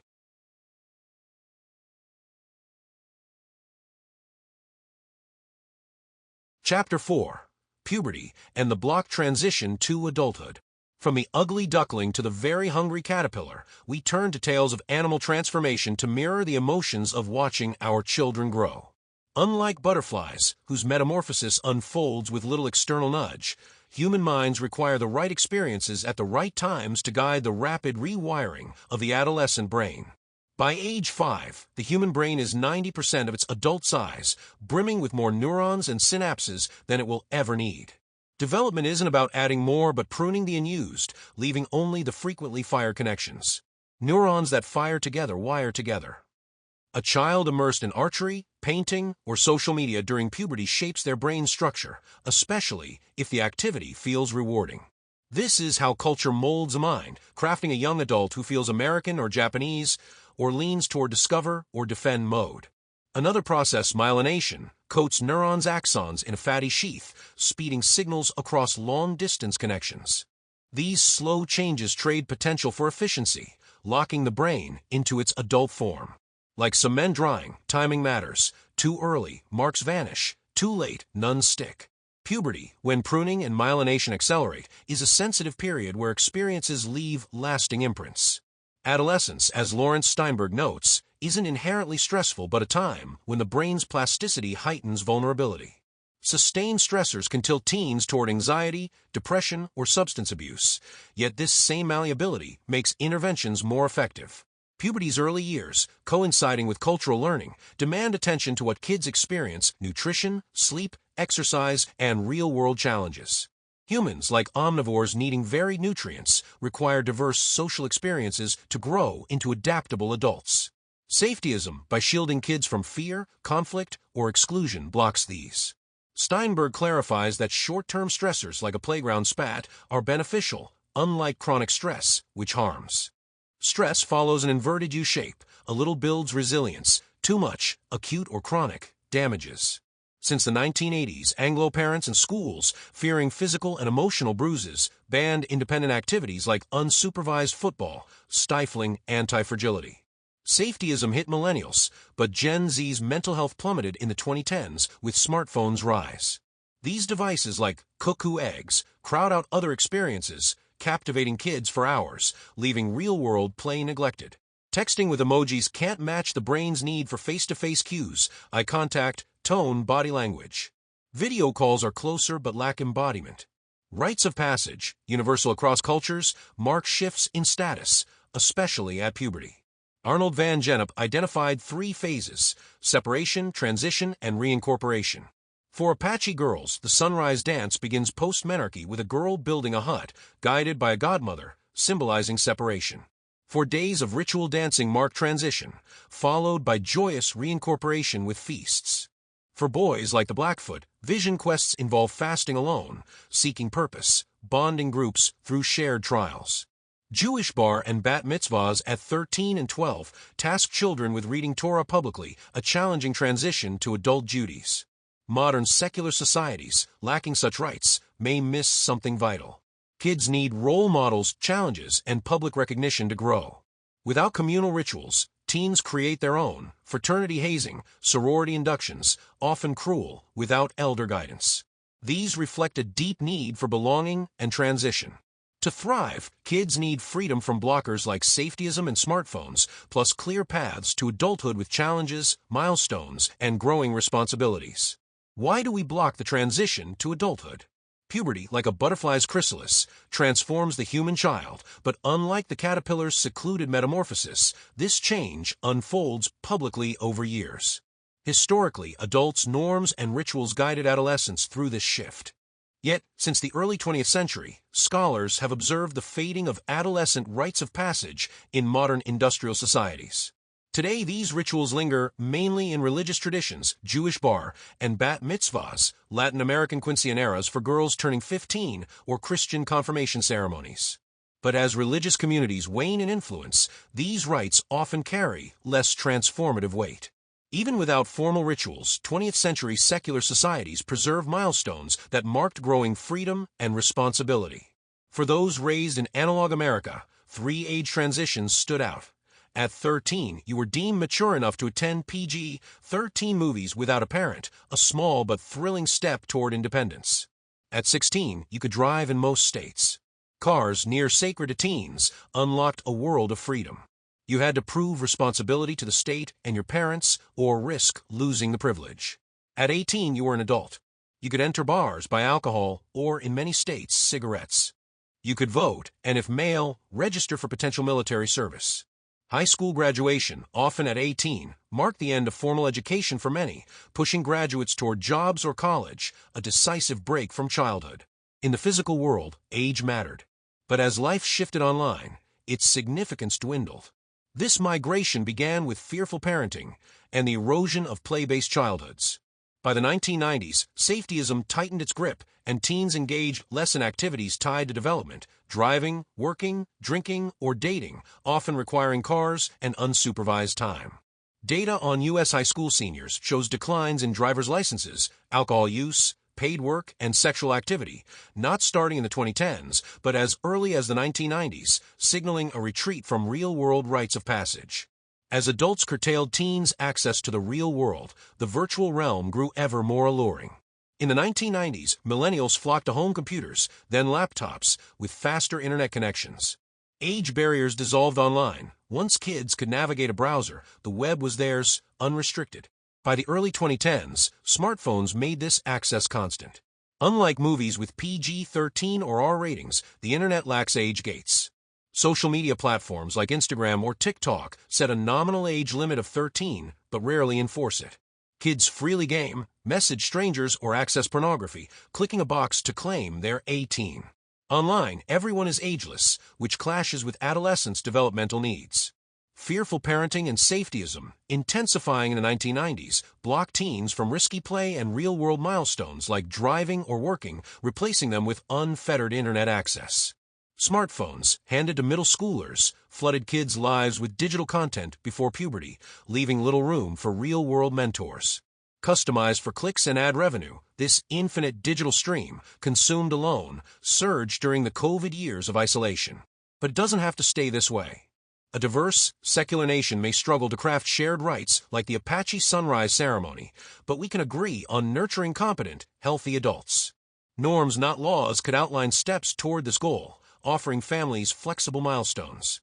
I propose celebrating even-year birthdays from 6 to 18, tying each to new freedoms, responsibilities, and allowance increases, framing growth as climbing a ladder, not just a party. At 6, kids become household contributors, earning a small allowance for chores, fostering family responsibility. At 8, they gain freedom to play unsupervised locally, running short errands by foot or bike, using a kid-friendly phone for contacting family, not a smartphone. At 10, preteens roam farther like their parents did at younger ages, using a basic flip phone without internet, prioritizing friend time over structured activities. At 12, apprenticeship begins. Kids seek mentors beyond parents, earning money through neighborly tasks like leaf raking, spending time with trusted relatives independently. At 14, high school starts, bringing academic and social pressures. Paid work or team sports teach effort's rewards. This could be a norm for first smartphones, limited in scope. At 16, teens enter internet adulthood, gaining driver's licenses, and with legal reform, the right to open social media accounts. Raising the 1998 law's age limit from 13 to 16 would protect younger kids from data contracts. At 18, legal adulthood arrives with voting, military eligibility, and high school graduation, a separation from childhood, launching the next life phase. At 21, full legal adulthood grants access to alcohol, cigarettes, and gambling, marking complete adult status. These steps suit a modern society, adaptable to individual needs. Without shared milestones, kids wander unguided. Clear rungs on a ladder to adulthood can help them climb with confidence.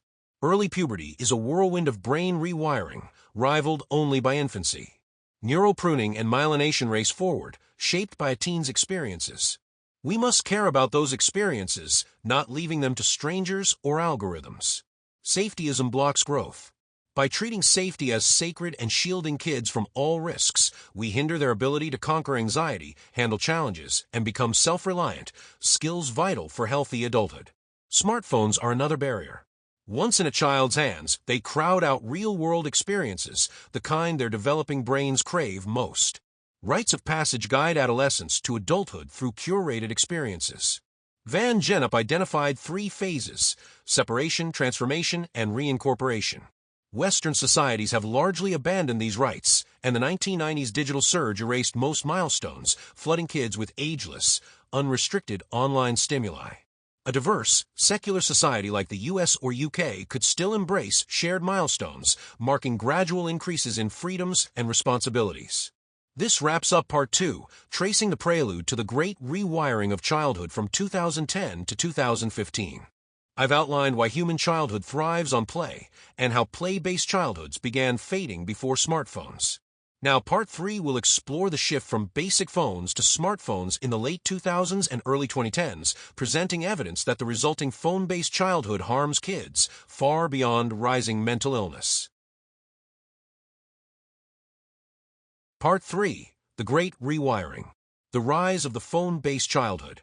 Chapter 5. The 4 Foundational Harms: Social Deprivation, Sleep Deprivation, Attention Fragmentation, and Addiction. One morning in 2016, on a family trip to Vermont, my 6-year-old daughter, engrossed in a video game on my iPad, pleaded, "Daddy, can you take it away? I'm trying to look away, but I can't." She was caught in a variable ratio reinforcement loop, crafted by game designers to grip behavior as powerfully as any method short of wiring the brain directly. In 1911, Edward Thorndike locked hungry cats in puzzle boxes, small cages they could escape for food by pulling a ring to unlatch the door. The cats flailed, eventually stumbling on the solution. Each time they returned, they thrashed less, finding the ring faster, but never instantly. Thorndike saw learning as the wearing smooth of a path in the brain, not a spark of insight. Picture this when you see someone or yourself swiping a touchscreen in a trance, a brain path smoothed by repetition. Part 3 explores the harm from the Great Rewiring, as flip phones gave way to smartphones with high-speed internet and social media, birthing the phone-based childhood. This chapter outlines 4 core harms: social deprivation, sleep loss, attention fragmentation, and addiction affecting all kids. Later, I'll detail why social media hits girls harder, how boys retreat into virtual worlds, and how ancient wisdom can guide us through this digital haze. First, let's trace the phone-based childhood's rise. In 2007, Steve Jobs unveiled the iPhone as a widescreen iPod, a revolutionary phone, and a breakthrough internet device. Early iPhones, like the one I bought in 2008, were digital Swiss Army knives, tools you used as needed, not attention traps. The shift came with Apple's App Store in 2008, launching with 500 apps, followed by Google's Android market. By 2013, both stores boasted over 1 million apps. Third-party apps sparked fierce competition, with free, ad-driven models winning out, transforming phones into platforms vying for eyeballs. Kids and teens, with underdeveloped frontal cortices, were most vulnerable. Pre-iPhone, TV drew kids, but screens stayed home, leaving time for play and talk. The early 2010s changed that, as teens swapped basic phones for smartphones. By 2015, over 70% of U.S. teens carried touchscreens, designed to captivate even in friends' company. This marks the phone-based childhood's dawn. The term phone-based spans all internet devices, laptops, game consoles like the PS3, and YouTube or pornography sites, while childhood includes adolescence, all rewired by this digital surge. Social media, with its user profiles, user-generated content, networking, and interactivity, defines platforms like Facebook, Instagram, TikTok, and YouTube. Around 2010, a shift turned these from connection-focused networking systems into performance-driven platforms. Facebook's 2009 like button and Twitter's retweet button soon copied widely, quantified post success, pushing users to craft viral, often extreme content. Algorithmic news feeds, push notifications, front-facing cameras, and high-speed internet fueled this change. By the early 2010s, social media incentivized public validation from strangers, not just friends, reshaping user behavior. This shift, alongside overprotective parenting, marked the Great Rewiring start. Kids confined by safetyism turned to devices offering endless rewards, ending the play-based childhood and ushering in the phone-based one by 2015. Imagine a salesman pitching a product for your 11-year-old, entertaining, no side effects, but minimal benefits beyond fun. Its value hinges on opportunity cost, what's lost by choosing it. If it consumes 40 hours weekly for preteens or 50 for teens, 6 to 8 hours daily, would you buy? Teens spend this on screen-based leisure, up 2 to 3 hours daily from pre-smartphone years, when TV dominated. Screen time varies by class, race, and identity. Pew Research shows 45% of teens are online almost constantly, implying 16 hours daily of divided attention across multiple screens, rewiring brains during puberty's sensitive window. Henry David Thoreau wrote, "The cost of a thing is the amount of life which is required to be exchanged for it." What life did kids trade for 6, 8, or 16 daily hours on devices? Did they lose experiences vital for healthy growth? Harm number 1, social deprivation. Children thrive on face-to-face play, the kind that builds their social selves through shared laughter and adventure. But something shifted after 2009. High school seniors started seeing friends less, with daily hangouts plummeting, a trend that sharpened after 2013. A study tracking time use shows 15 to 24-year-olds, once the most social group, lost ground fast, spending fewer minutes with friends and older folks tied up with jobs and families. By 2020, COVID's isolation barely nudged their already fading connections. Gen Z had started pulling away the moment smartphones entered their lives. Teens might think they're just swapping real-life chats for Instagram or gaming, but it's not the same. Gene Twenge research reveals a stark truth. More social media time correlates with higher rates of depression and anxiety, while time spent in person, on teams, in communities, lifts mental health. Kids need embodied play outdoors, with a dash of risk, to feel alive. FaceTime's nice, but scrolling alone, gaming with strangers, or chasing likes on a post. That's not connection. It's a time sink that crowds out real togetherness. The Great Rewiring's toll goes deeper. Even when teens are physically near friends, phones fracture their moments. A buzz in the pocket pulls eyes to screens mid-conversation, signaling the other person matters less. Studies show a visible phone, even someone else's, dims intimacy. As screens creep onto wrists and into headsets, attention to each other frays more. Imagine being a teen, piecing together who you are, only to feel less vital than a notification. or a child. A 2014 survey found 62% of 6 to 12-year-olds said parents were often distracted by phones during talks. A 2020 Pew survey echoed this. 68% of parents admitted phones pull them away from their kids, especially younger, educated ones. The Great Rewiring wired Gen Z to the world, but cut them off from those nearby. A Canadian student shared, "We're isolated with shallow friendships and fleeting romances ruled by social media. On campus, I see 30 students in a room, silent, glued to phones, too scared to speak. It erodes identity and confidence. I've felt it myself." Harm number 2. Sleep deprivation. Getting kids to bed on school nights has always been a tug-of-war for parents, but smartphones have turned it into a losing battle. Puberty shifts sleep patterns. Teens naturally stay up later, yet school start times force early mornings, slicing away the rest they need. Teens require at least 9 hours for pre-teens and 8 for older ones, but most fall short. Sleep is the glue for school success and life, especially during puberty's rapid brain rewiring. Without it, focus, memory, and grades falter. Reaction times, decisions, and coordination slip, raising accident risks. Irritability and anxiety spike, straining friendships. Over time, skimping on sleep messes with weight, immunity, and health. Back in 2001, a sleep expert called teens walking zombies, noting a decade-long rise in sleep deprivation. By the early 2010s, it plateaued, but after 2013, it climbed again. Coincidence? Hardly.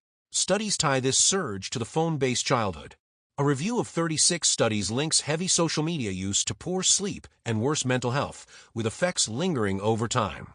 One experiment showed teens who cut screen use after 9 p.m. slept longer, fell asleep faster, and sharpened their focus. Other tests confirm late-night screens, games, e-readers, or social media disrupt rest. Jean Twenge's study found heavy screen use tied to shorter sleep, longer time to fall asleep, and more wake-ups, worst for those scrolling in bed. Even Netflix's CEO bragged they're competing with sleep, hooking kids late into the night.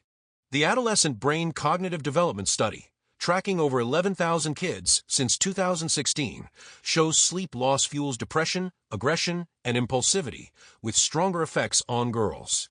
Poor sleep at the studies start predicted worse mental health a year later. When screens sneak into bedrooms, kids hide them under blankets, stealing hours of rest. This sleep erosion likely fueled the wave of teen mental illness that hit hard in the early 2010s, leaving growing brains starved for the rest they need to thrive. Harm number 3. Attention fragmentation. Kurt Vonnegut's Harrison Bergeron paints a future where equality is enforced by disrupting thought. High IQ citizens wear earpieces that buzz every 20 seconds, scattering focus to match the average mind. I thought of this when my students shared how phones shred their productivity. Since the late 1990s, texting has been teens' lifeline, phones vibrating silently in group chats. But it's worse than I imagined. Apps, WhatsApp, Instagram, news sites flood them with alerts. One study pegs the average at 192 notifications daily from top apps. For teens sleeping just 7 hours, that's 11 alerts per waking hour, 1 every 5 minutes. Add other apps, and for heavy users like older teen girls, it's near 1 per minute.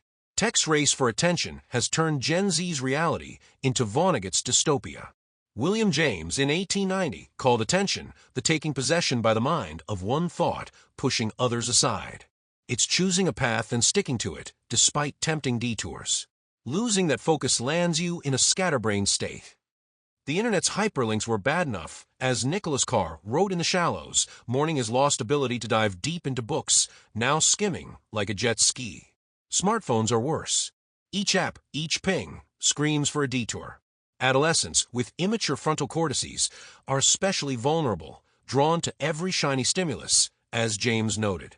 Schools must go phone-free, using lockers, because app designers excel at hijacking attention. This constant interruption frays teens' ability to think, potentially scarring their rewiring brains. Studies show students with phones in class use them, ignoring teachers. Multitasking is a myth. Task switching wastes focus.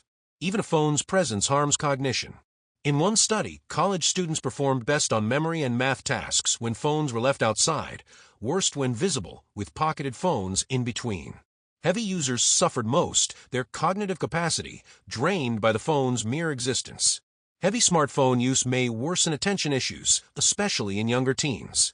A Dutch study linked addictive social media use to stronger ADHD symptoms later, while another found heavy media multitasking caused attention problems in 11 to 13-year-olds, particularly girls.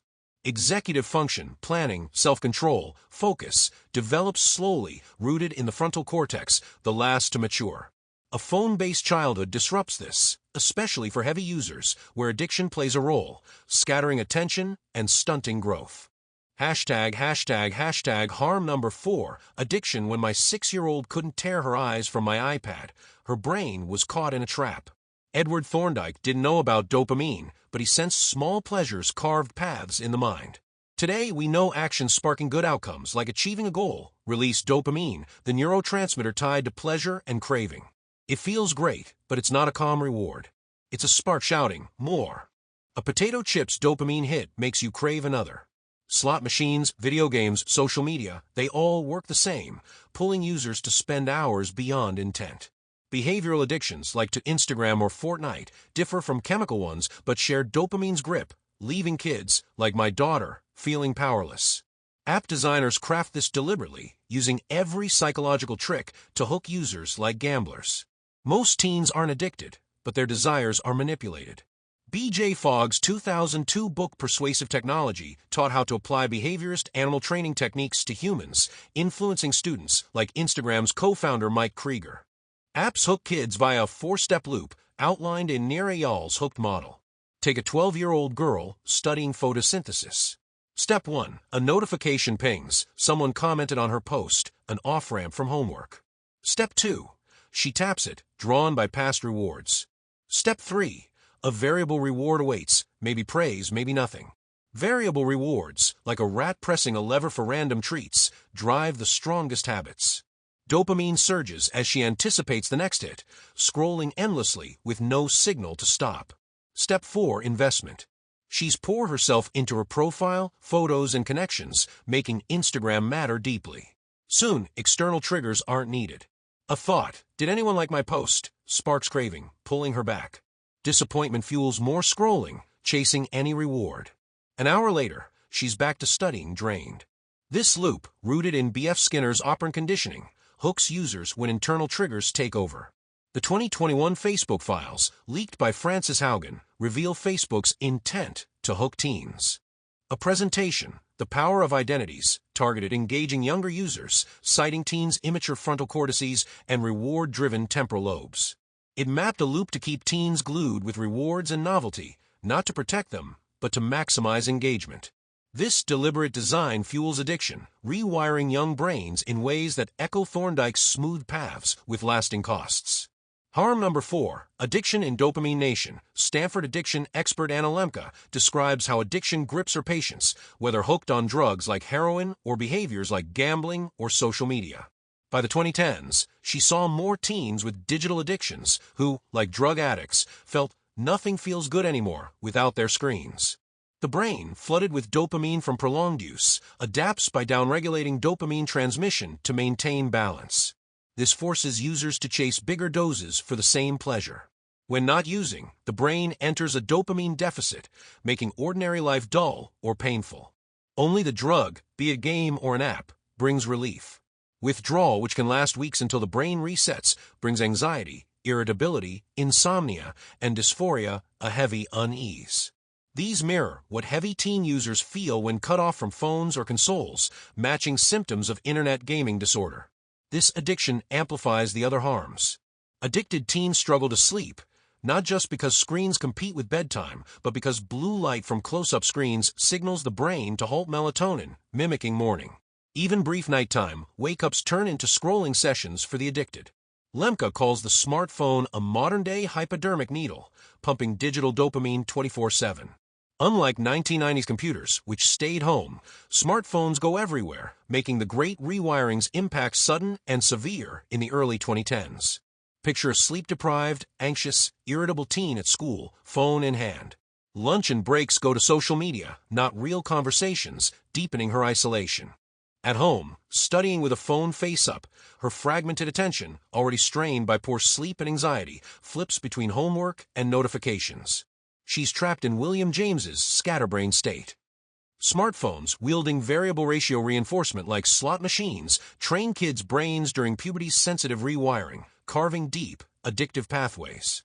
On the benefits of social media for adolescents in 2023, U.S. Surgeon General Vivek Murthy issued a report on social media's impact on youth mental health, warning of profound risk to well-being.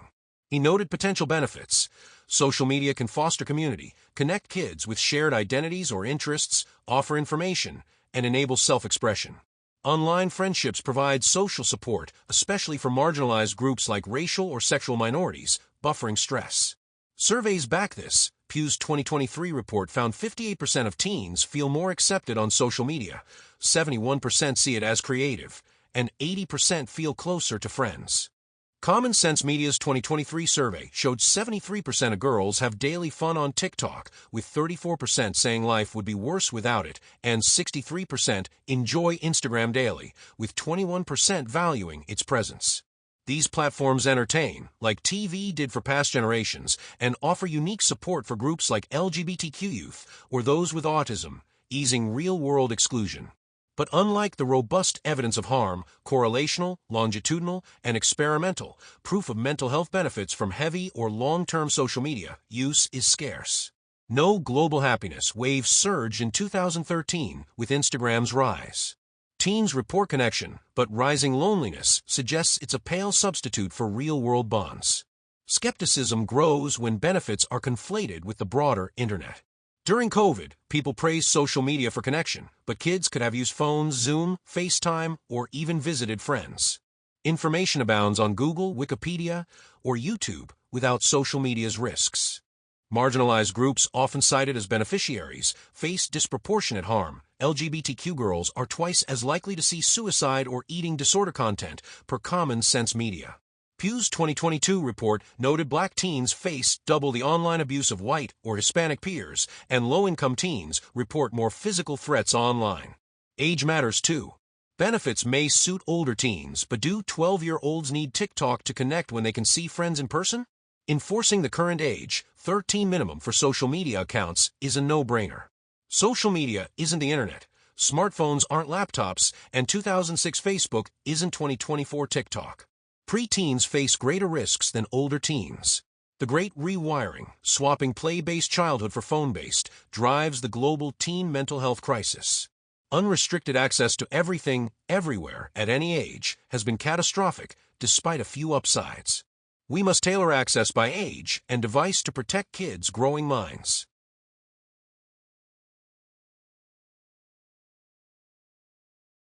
Chapter 6. Why Social Media Harms Girls More Than Boys. The story of Alexis Spence. Alexis Spence, born in 2002 on Long Island, New York, received her first iPad at age 10 for Christmas 2012. She initially used it for Webkinz, a game tied to stuffed animals, but in 2013, fifth-grade peers teased her for its childishness, pushing her toward Instagram.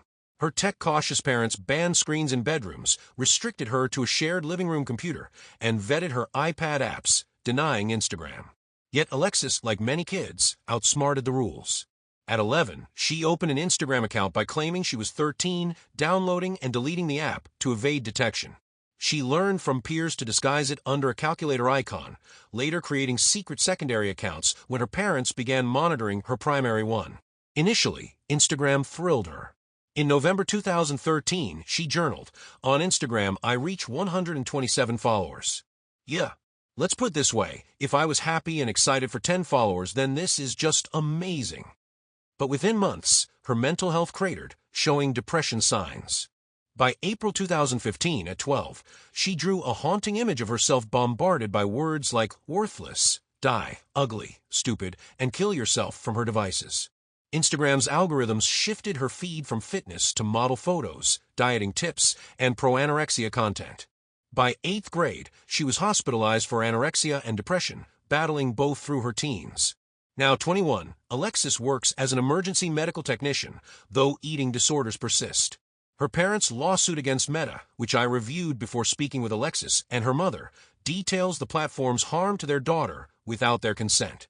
During hospital stays without social media, Alexis transformed. Her mother recalls a Mother's Day when Alexis, free from screens, crafted a heartfelt card, her kind, sweet self restored.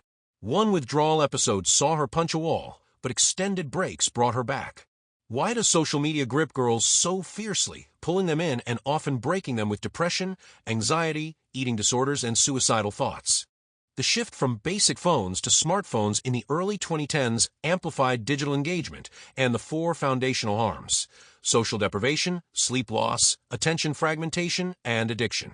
By 2013, psychiatric wards in the U.S. and other Anglo nations saw a surge in girls. This chapter unpacks why social media hits girls harder, while the next explores boys' distinct struggles, marked less by mental illness spikes and more by disengagement from reality. I focus on US and UK data for its depth. Hashtag the evidence that social media harms girls. Social media platforms, built for sharing user-generated content widely and asynchronously, like Instagram, thrive on users posting, often about themselves, and awaiting others' reactions. This cycle of posting, waiting, and comparing harms girls more than boys, a pattern clear in many correlational studies. These studies survey teens on tech use and mental health, finding heavier social media use often ties to worse outcomes.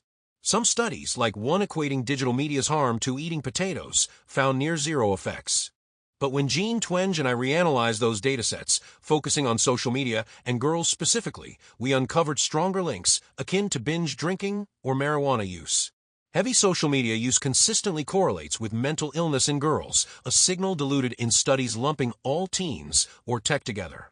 Media claiming weak evidence often cite these broader studies. Figure 6.2 from the UCASE. Millennium Cohort study tracking 19,000 kids born around 2000 shows depression rates by weekday social media hours. For boys, only heavy use raises depression slightly. For girls, the link is stronger and steadier: more time, more depression. Girls spending 5+ hours daily are 3 times as likely to be depressed as non-users. Hashtag is social media a cause or just a correlate? Correlations invite skepticism. Could depression push girls to social media, not vice versa? Might a third factor, like genetics, lax parenting, or loneliness, drive both? Experiments or randomized controlled trials clarify causation by assigning some participants to a treatment and others to a control group. One RCT had college students cut social media use, finding less loneliness and depression after 3 weeks versus the control group. Another exposed teen girls to Instagram selfies, original or enhanced, showing manipulated photos directly lowered body image. Dozens of experiments collected by Jean Twenge, Zach Roche, and me confirm social media causes anxiety, depression, and other issues in girls, not just correlates with them, extending the correlational evidence. Hashtag does social media affect groups as well as individuals? Experiments on social media's effects often focus on individuals, like testing sugar's health impact.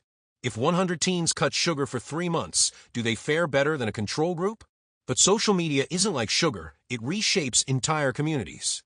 When smartphones flooded schools in the early 2010s, they altered group dynamics. Students spent breaks and lunch checking phones, caught in microdramas, talking less, making less eye contact, and losing conversational practice. This harmed even those avoiding social media as the social fabric frayed. These group-level effects may dwarf individual ones and obscure their true scale. If teens abstain from social media while friends stay on, they feel isolated, yet studies still show mental health gains. Imagine a trial where 20 middle schools ban phones via lockers for a year, compared to 20 control schools. Such experiments, testing group effects, are urgently needed. Some studies capture community-level impacts by examining social media's arrival. One leveraged Facebook's staggered college rollout, finding worse mental health, especially depression, at schools where it launched, with stronger effects on women. Students reported poorer academic performance, driven by unfavorable social comparisons. 5 studies on high-speed internet rollouts globally, like Spain's fiber optic expansion, found mental health declines.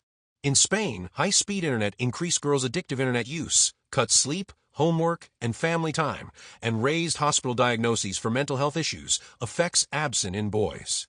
These studies, among others, confirm social media's role in driving the early 2010s surge in depression, anxiety, and suicidal thoughts, not just correlating with it. Critics citing small effect sizes often ignore group dynamics, which I call the Great Rewiring of childhood, a rapid reshaping of adolescent social life. Hashtag, why does social media hurt girls more than boys? How does social media uniquely harm girls' developing brains and identities? Several factors explain the disparity.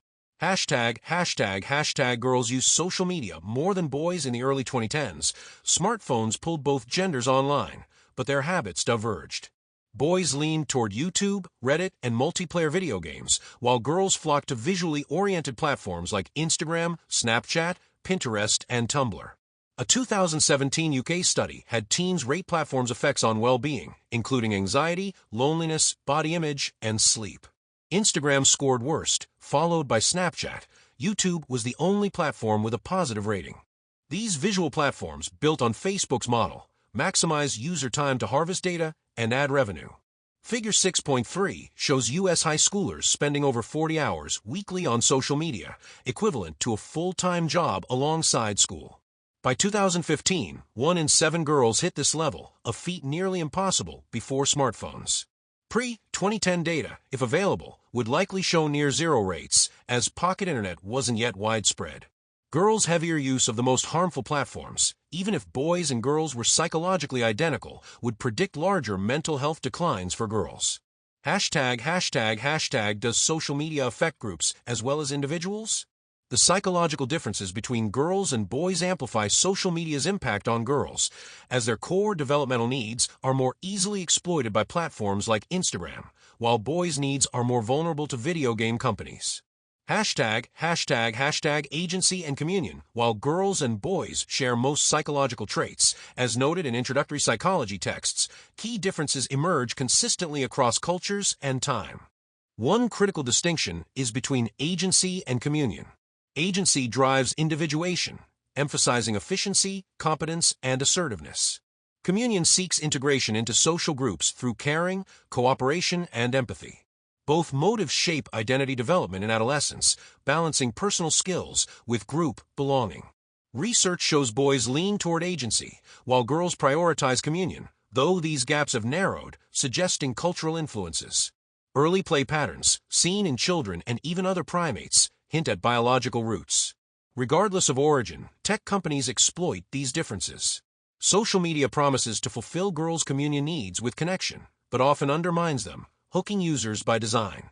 Hashtag, 4 reasons why girls are particularly vulnerable. Social media targets girls' communion-driven psychology, explaining their rapid mental health decline across many countries as smartphones and platforms like Instagram, Snapchat, and Tumblr took over in the early 2010s. Here are 4 key pathways. Hashtag, reason number 1. Girls are more affected by visual social comparison and perfectionism. Olivia Rodrigo's 2021 song, Jealousy, captures the torment of scrolling through social media, where girls face girls too good to be true, with perfect bodies and flawless smiles, fueling co-comparison that slowly kills. Social psychologists like Susan Fiske call humans comparison machines, and Mark Leary describes a sociometer in our brains, a gauge tracking our social standing. A dropping needle triggers anxiety, pushing us to regain status. Teens navigating rapid physical and social changes are especially sensitive to these shifts, seeking their place in new prestige hierarchies. Appearance matters for both genders, but for girls, beauty and sex appeal weigh heavier on social standing. Social media intensifies this, delivering relentless judgments on looks and unattainable beauty standards. In the 1970s and 1980s, airbrushed magazine models set a high bar, but they weren't peers. When Instagram and Snapchat became ubiquitous, girls posted curated, filter highlight reels, using apps to enhance virtual beauty. This raised the perceived average, plunging many girls' sociometers as they felt below par, sparking widespread anxiety. Figure 6.4 shows Instagram influencer Josephine Livin demonstrating how filters effortlessly create unrealistic beauty, perfect skin, fuller lips, bigger eyes, slimmer waists. Snapchat's 2015 filters added similar tools, amplifying pressure. Figure 6.5 reveals a drop in American high school seniors' self-satisfaction, with girls hit harder, reflecting this intensified comparison culture. Girls face heightened vulnerability to social comparison due to higher rates of socially prescribed perfectionism, the pressure to meet others or society's lofty standards, unlike self-oriented perfectionism, which shows no gender gap. This perfectionism fuels and is fueled by anxiety, as fear of public failure looms. Notably, socially prescribed perfectionism surged across Anglosphere nations in the early 2010s, aligning with social media's rise. Jessica Torres, a plus-size fashion blogger, shared in her essay how being a social media influencer has impacted my mental health. The toll of this pressure, the hundreds of dollars and time spent on one Instagram photo, felt like a waste. Nothing was perfect enough to post. Even though I was preaching self-love, I was doing the complete opposite with myself. I kept comparing my Instagram page to other influencers whose images were prettier. I began to measure my personal worth and the value of my work with the amount of likes my images were getting. Social media bombards girls with thousands of idealized images daily, flawless bodies, curated lives, warping their comparison-driven minds.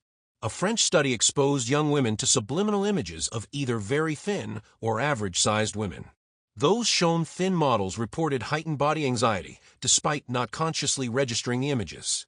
This suggests social comparison operates unconsciously, rendering reminders that social media isn't real, less effective. A 13-year-old girl on Reddit echoed this despair. I can't stop comparing myself.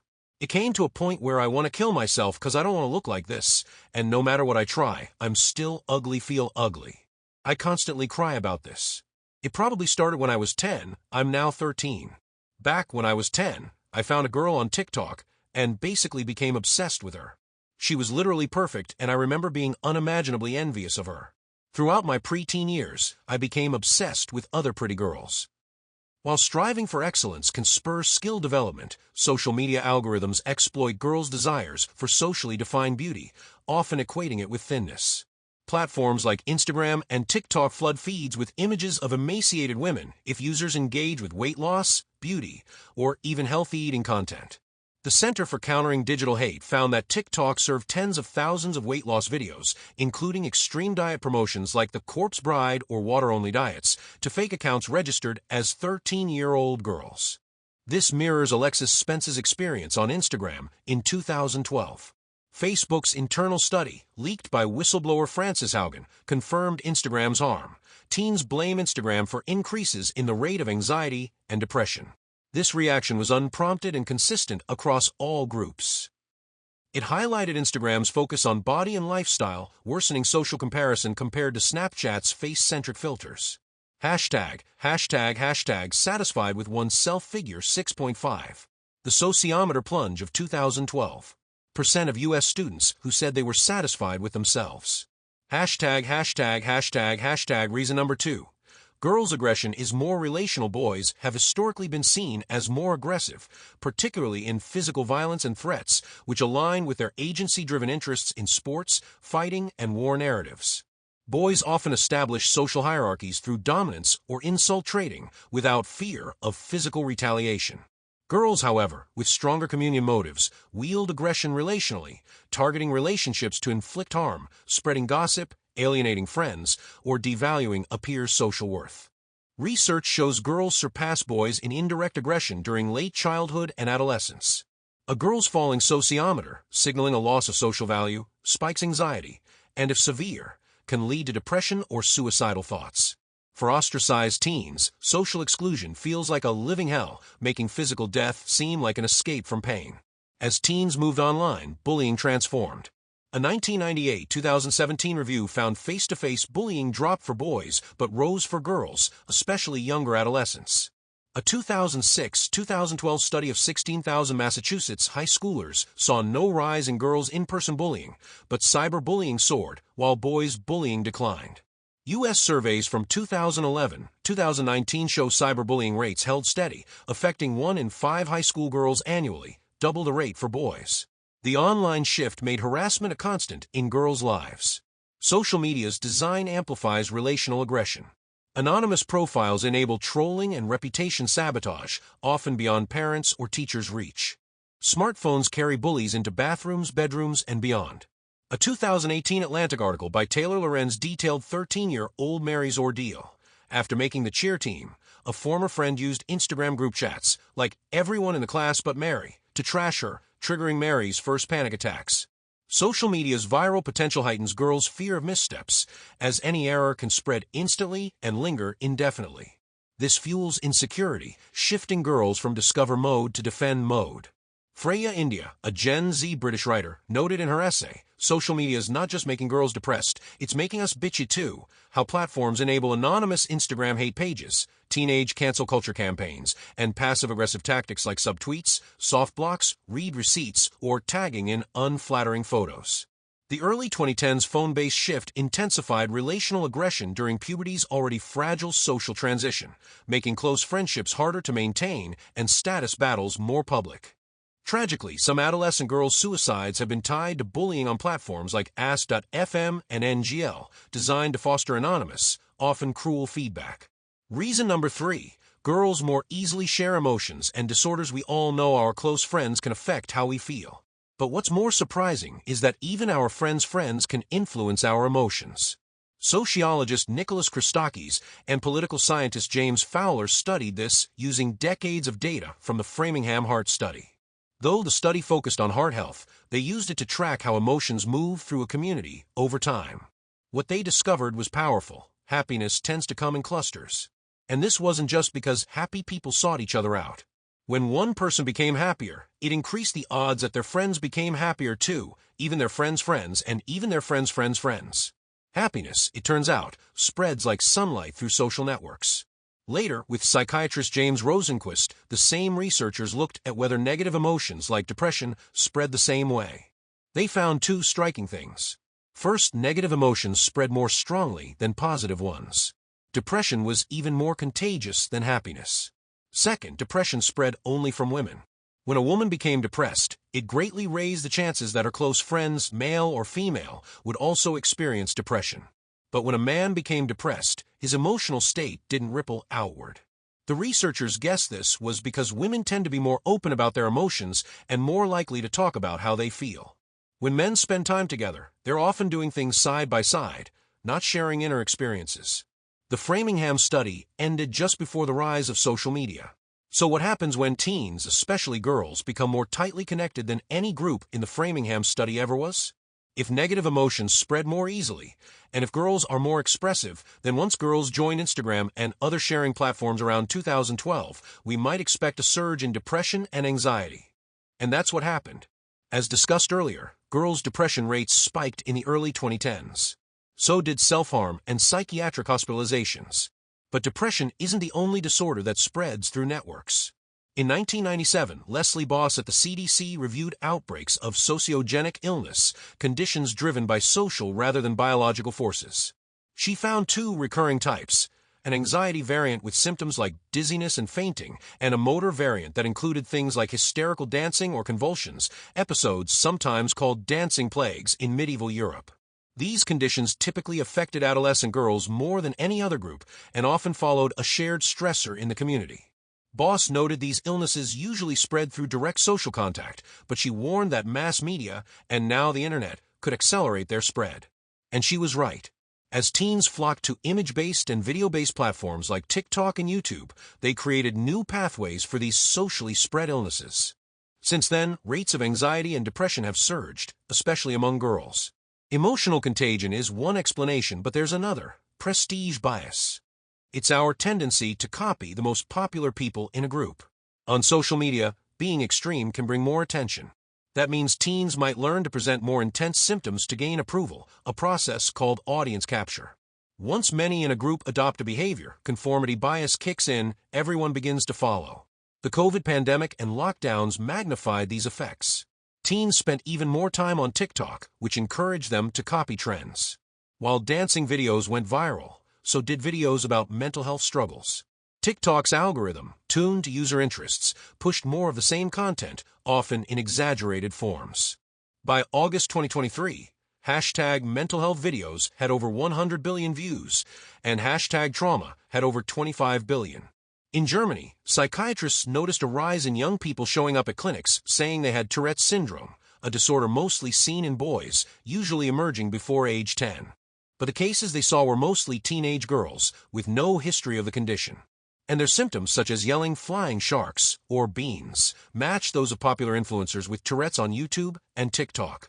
One German creator, who genuinely had the disorder, became the model many others unconsciously mimicked. Researchers called it a new kind of mass sociogenic illness, one spread entirely through social media.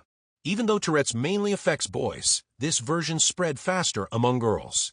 In one case, a British influencer who shouted beans triggered a wave of girls developing similar tics.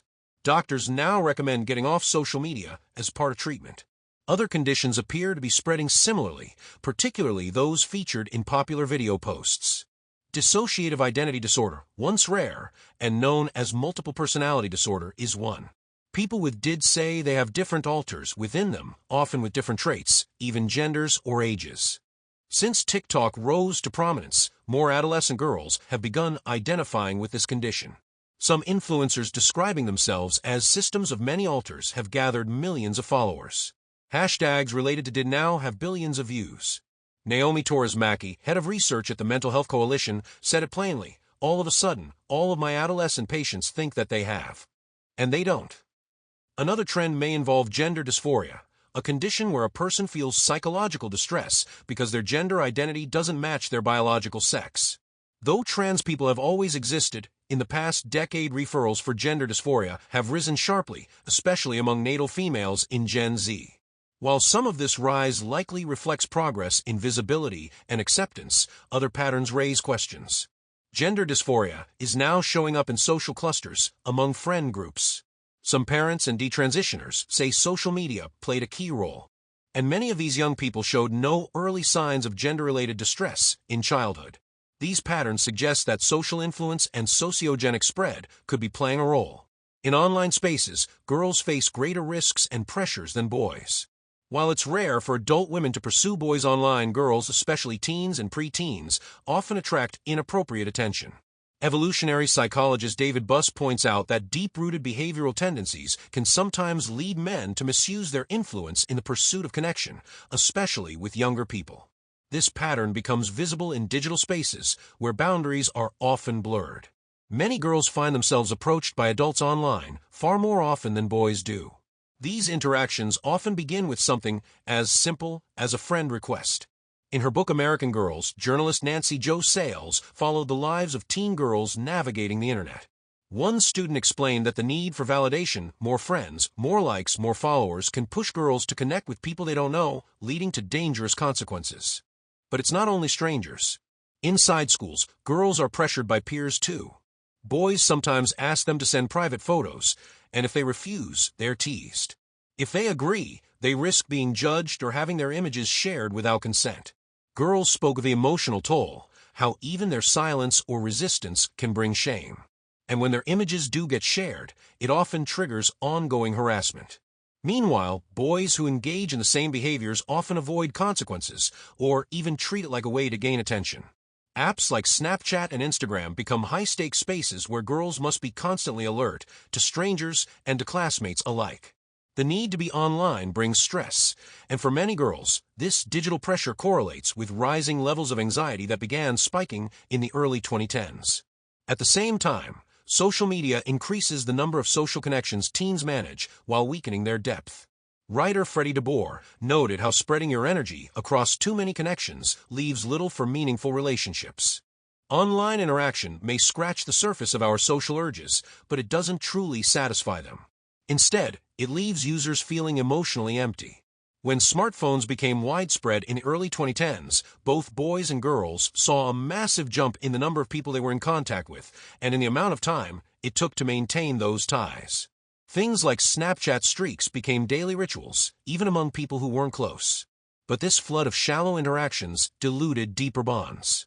Data shows that close friendships declined, and that drop accelerated after 2012. Psychologist Lisa Damour reminds us that for girls, it's not the number of friends that matters, it's the strength of a few good ones. The happiest girls she saw weren't the most popular, they were the ones with one or two truly supportive friendships. But with social media, long heartfelt talks became less frequent. Instead, girls were pulled into a constant swirl of likes, comments, and fleeting connections. As a result, loneliness increased. Boys experienced this too, but not as sharply or as early. Ironically, the more teens used social media to connect, the more isolated they began to feel. Even those not on social media felt the shift. Real-world gatherings declined, and a communal sense of togetherness began to erode. After looking at the broader picture, it's clear why girls are especially vulnerable in this environment. Social media promises connection, which girls often crave more intensely due to their strong communal instincts. But instead of fulfilling those needs, these platforms throw them into an unfamiliar world, one where comparison, cruelty, and emotional exposure are magnified.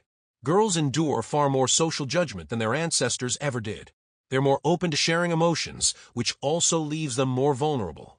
Platforms reward dramatic content, even distress, and undue progress made in protecting girls from harassment in real life by allowing it to flourish online, often unchecked by companies focused more on growth than safety.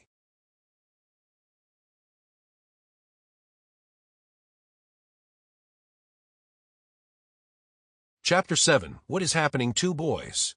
In Stolen Focus, Jonathan Haidt tells the story of his godson, a bright 9-year-old who once adored Elvis Presley and dreamed of visiting Graceland.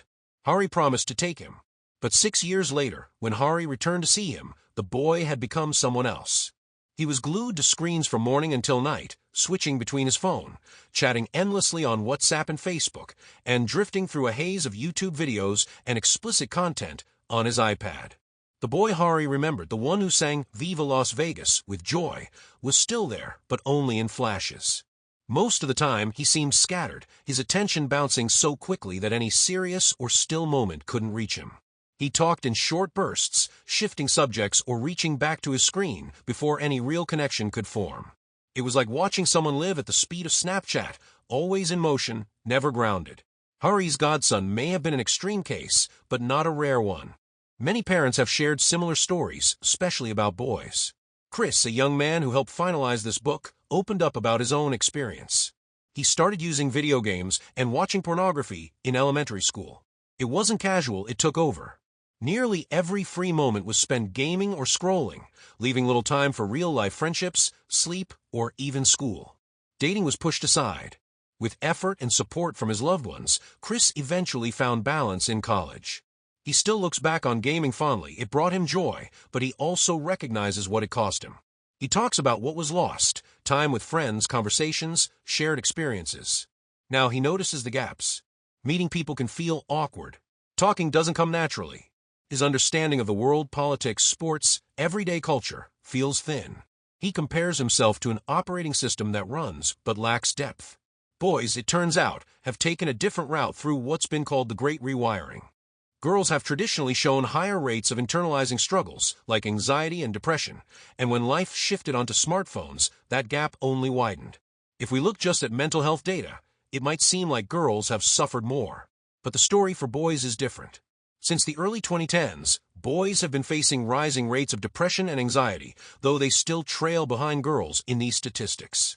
In countries like the US, the UK, and Australia, suicide rates have also climbed for both sexes, but with boys consistently having higher rates. However, there are earlier signs that boys were withdrawing from the real world even before the sharp rise in mental health issues. For example, boys' time spent with friends started to decline in the early 2000s, accelerating after 2010. Meanwhile, girls saw a slower decline until around 2011. Boys also began agreeing more frequently with the statement, "People like me don't have much of a chance for a successful life," a belief that had been rare for them until the early 2010s. For girls, the sharp shift in mental health was relatively recent, primarily between 2010 and 2015, and smartphones and social media are frequently identified as key contributors to their struggles. For boys, however, the decline is more gradual, with a mix of causes.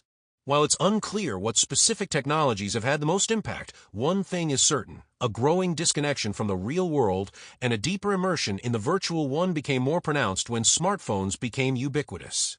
The picture of boys' struggles is a complex one, shaped by both the push away from real-world engagement and the pull toward the digital world, where activities like gaming, exploring, and watching pornography became accessible on the go. This shift has led some boys to find success in tech or as influencers. But for many, living in the virtual world has made them less equipped to navigate the real world and develop social skills needed for success outside of screen. Richard Reeves, after leaving his role at the Brookings Institution, authored of Boys and Men to address the long decline in the fortunes of boys and men. Since the 1970s, structural changes like deindustrialization and the growth of the service economy have favored women in many fields. As women gain more access to higher education, boys increasingly lag behind. By 2019, women earned 59% of bachelor's degrees, while men earned just 41%.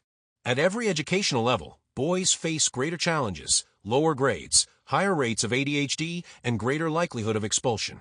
While this might seem like a success for girls, it also signals a troubling trend, a world where young men are struggling, and a healthy society requires both sexes to thrive. Reeves highlights the structural challenges boys face, from an economy that no longer rewards physical strength to an education system that values quiet, focused behavior, traits that tend to favor girls. However, the rise of safetyism in the 1980s and 1990s, which restricted boys' outdoor play, hurt them more than girls. Boys' natural inclination for rough-and-tumble play suffered due to over-supervision and the reduction of unstructured playtime. Another factor has been the increasing reliance on online gaming and smartphones, especially after the late 2000s. These devices pulled boys away from in-person interaction, with some, like Hari's godson, becoming deeply immersed in the digital world. For many boys, this shift led to heightened fragility, fear, and risk aversion in real life. By the mid-2010s, depression, anxiety, and loneliness had spiked for boys, with many reporting a lack of close friends and no sense of direction in their lives. Americans have long used the term failure to launch to describe young men who struggle to find employment and end up living with their parents. In 2018, 27% of young men in their late 20s were living at home, compared to 17% of young women. Similarly, the term NET describes those aged 16 to 24 who are economically inactive. In both the UK and the US, NEETs are mostly male. American parents are more likely to worry about their son's future success, and they also view their daughters as more resilient in the face of setbacks.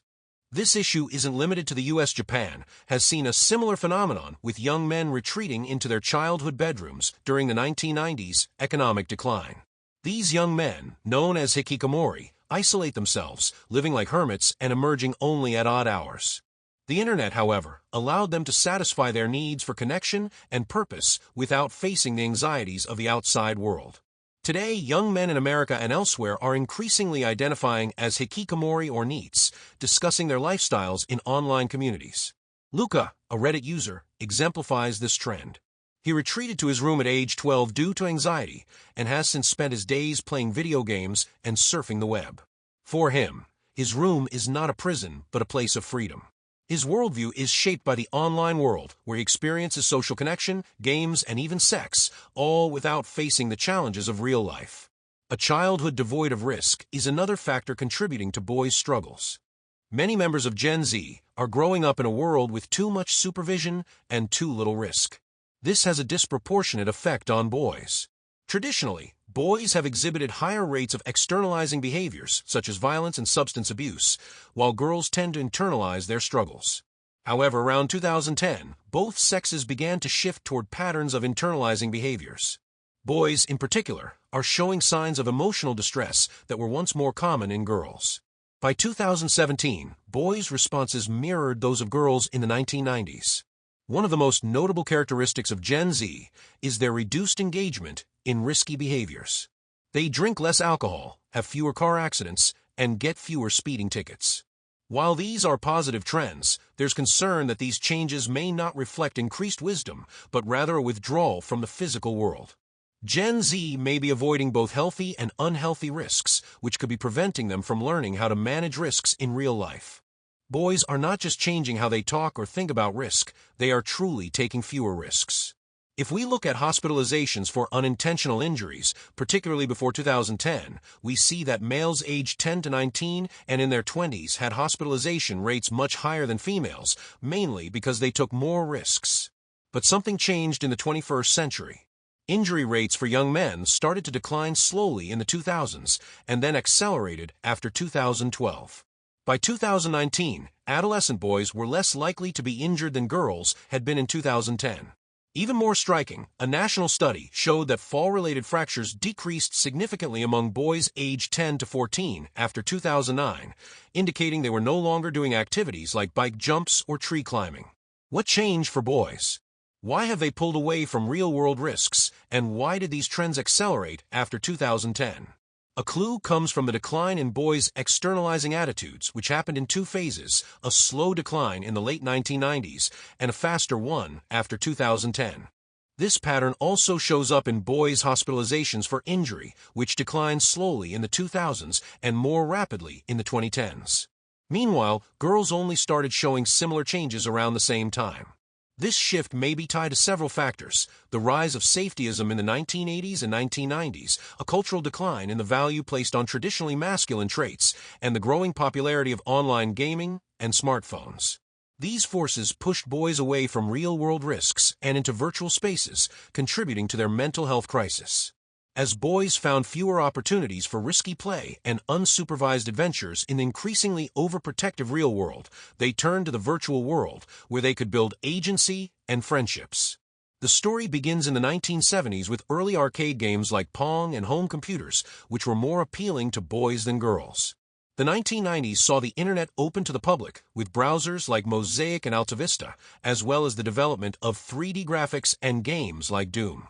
By the 2000s, everything got faster, better, and more private. The introduction of Wi-Fi made laptops and broadband internet widespread, making it easier to watch videos or play online games like those on the Xbox 360 and PS3. These internet-connected consoles allowed boys to play with strangers from around the globe in private spaces. With their own laptops, cell phones, and internet-connected consoles, adolescents had more freedom to retreat to their rooms. For boys, this meant they could spend more time playing video games and watching pornography alone. But did this new lifestyle fulfill their needs for agency and communion? As boys immersed themselves in video games, there was little sign of a mental health decline until the late 2000s and early 2010s. That's when rates of suicide, depression, and anxiety began to rise. This change coincides with the rise of smartphones, which allowed tech companies to reach boys at all times, extracting their attention more effectively. With a smartphone in every pocket, companies quickly shifted to mobile apps, offering endless high-stimulation activities. These apps, especially games, social media, and pornography, drew boys in with free-to-use, advertising-driven models, and pay-to-progress features that got them hooked. By 2015, many boys found themselves in a constant cycle of stimulation and attention extraction, much more intense than anything from the past. As traditionally masculine behaviors became less valued culturally and economically, the virtual world offered an easy substitute, fulfilling desires without requiring boys to face the social and physical risks that once helped them transition to adulthood. This shift has had profound consequences, particularly in the realms of pornography and video games. Online hardcore pornography offers a striking example of how companies can tap into deep evolutionary drives. Over generations, evolution has shaped our desires, rewarding us with dopamine when we strive for things that increase our chances of survival, like sexual attraction and mating. In the past, heterosexual boys primarily accessed low-quality pornography, such as printed magazines, which they couldn't get as easily and had to work for, like trying to talk to a girl or ask her to dance. But the internet changed everything. As data speeds increased, so did the availability of hardcore pornography. By the late 1990s, as much as 40% of all internet traffic was porn. With laptops and high-speed internet, boys gained access to an infinite supply of high-quality videos available privately and at all hours of the day. Studies show that by 2014, 24% of boys were daily consumers of pornography. Among those who watched it regularly, many found it always stimulating, while a portion described their consumption as habitual, addictive, and even diminishing their interest in real-life partners. The problem with modern pornography isn't just addiction. It can disrupt boys' relationships with real people. Studies indicate that after watching porn, heterosexual men find real women, including their partners, less attractive. Compulsive porn users are more likely to avoid sexual interaction and report lower sexual satisfaction. In fact, a 2017 meta-analysis of over 50 studies found that pornography consumption was linked to lower interpersonal satisfaction, particularly among men. Pornography separates the allure of sexual pleasure from the real-world reward of a sexual relationship, which may leave boys struggling to form meaningful relationships later in life. These trends are likely to intensify with advances in technology like the metaverse, spatial video, and generative AI, which create hyper-realistic virtual worlds. With companies like Meta and Apple offering headsets that let users explore these worlds, and AI creating virtual relationships, boys may find the easy, safe satisfaction of virtual partners more appealing than facing the social risks of real-life interactions. While not all pornography is harmful, immersing boys in a constant stream of hardcore porn during a crucial period of sexual development could hinder their growth in romantic and social skills, ultimately affecting their future relationships. The story of video games is more complicated than the one surrounding online pornography. While it's clear that men are more likely to develop internet gaming disorder, the situation isn't as dire as with social media addiction among girls. In fact, research shows that video games can offer benefits, such as improved cognitive functions like working memory, response inhibition, and even school performance. Some studies have even found that playing video games can help alleviate depression and encourage cooperation among players. However, there are significant harms associated with video games, particularly for heavy users. For a subset of gamers, the issue isn't just how much they play, but how much gaming takes over their lives. Studies during the COVID pandemic found that some gamers used games as a distraction from loneliness, creating a cycle where they became more isolated and dependent on gaming, which ultimately worsened their mental health, leading to anxiety and depression. Research on gaming addiction reveals different levels of severity. Some gamers are addicted, showing signs like preoccupation with gaming, withdrawal, and neglecting real-world responsibilities. In extreme cases, like a 2023 Canadian lawsuit against Epic Games, boys became so absorbed in Fortnite that they skipped eating, showering, and sleeping. Other gamers fall into the problematic category, where gaming causes negative consequences but doesn't completely control their lives. Studies estimate that about 7% of adolescent boys suffer from internet gaming disorder, which significantly impairs their real-life functioning. A second major concern is the sheer amount of time gaming consumes. In 2019, Common Sense Media found that 41% of adolescent boys played more than 2 hours a day, and 17% played more than 4. That time, like with social media for girls, takes away from sleep, exercise, and face-to-face interactions with family and friends. As one young man put it, he regretted not spending more time with his grandfather before he passed, instead of always playing video games. The decline in face-to-face social interaction has been one of the key effects of the Great Rewiring, particularly on boys. While online gaming might seem to provide boys with social connections, it doesn't offer the same quality of interaction as in-person relationships. Video games, much like social media, are designed to keep users engaged for long periods of time, but they don't foster lasting friendships or help players develop important social skills. In most multiplayer games, the rules and structure are controlled by the platform, leaving little room for players to practice self-governance, an important part of social development in real-world play. Additionally, video games lack the physical thrill and risk of real-world activities like sports or adventurous outdoor play. The risks and physical challenges involved in activities like basketball or roller coasters teach children how to manage fear and assess risk, skills that gaming can't replicate. When games replace real-world exploration, they may leave boys feeling like they are missing something essential, as they no longer have the opportunity to engage in the types of risky play that help build resilience. Moreover, while online gaming might increase the quantity of boys' social interactions, the quality of these interactions is much lower than in real-life friendships. In the 2000s, as video games became more immersive, the rate of loneliness among boys actually increased. From 2000 to 2019, the percentage of 12th grade boys who reported feeling lonely rose from 28% to 35%. A similar trend has been observed in the broader societal trend known as the friendship recession, where a significant percentage of men report having no close friends, with this figure jumping from 3% in 1990s to 15% in 2021. These trends suggest that online gaming, while offering social interaction, may be contributing to the erosion of real-world friendships, leaving boys isolated and disconnected. The friendships formed in virtual worlds are weaker because they lack the depth and consistency that come from shared real-life experiences. For many boys today, virtual packs or teams in games have become a substitute for meaningful, in-person relationships.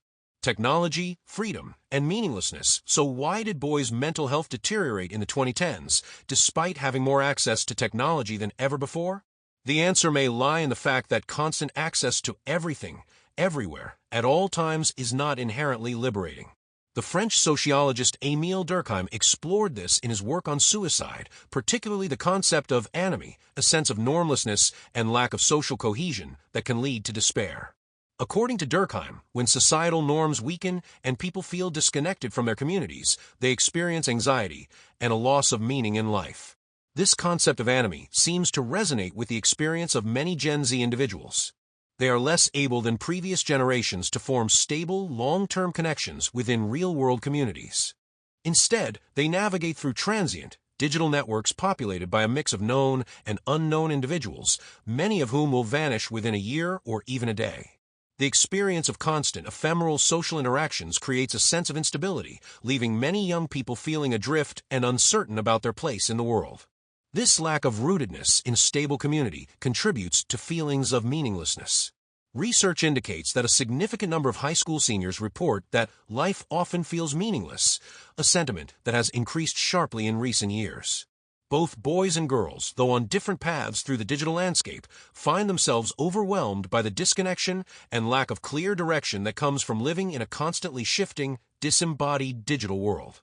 In short, the explosion of access to digital entertainment and social interaction has not resulted in greater fulfillment for boys, but has instead deepened their sense of isolation and anxiety. This situation highlights the importance of real-world relationships rooted in stable communities with clear norms and shared experiences, which are essential for helping young people navigate the challenges of growing up.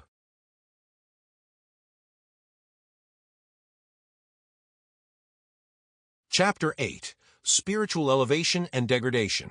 In the previous chapters, I discussed the effects of phone-based childhoods on children and adolescents. But now, I want to speak more personally, as someone who has felt overwhelmed since around 2014. It seems like something shifted deeply in the 2010s.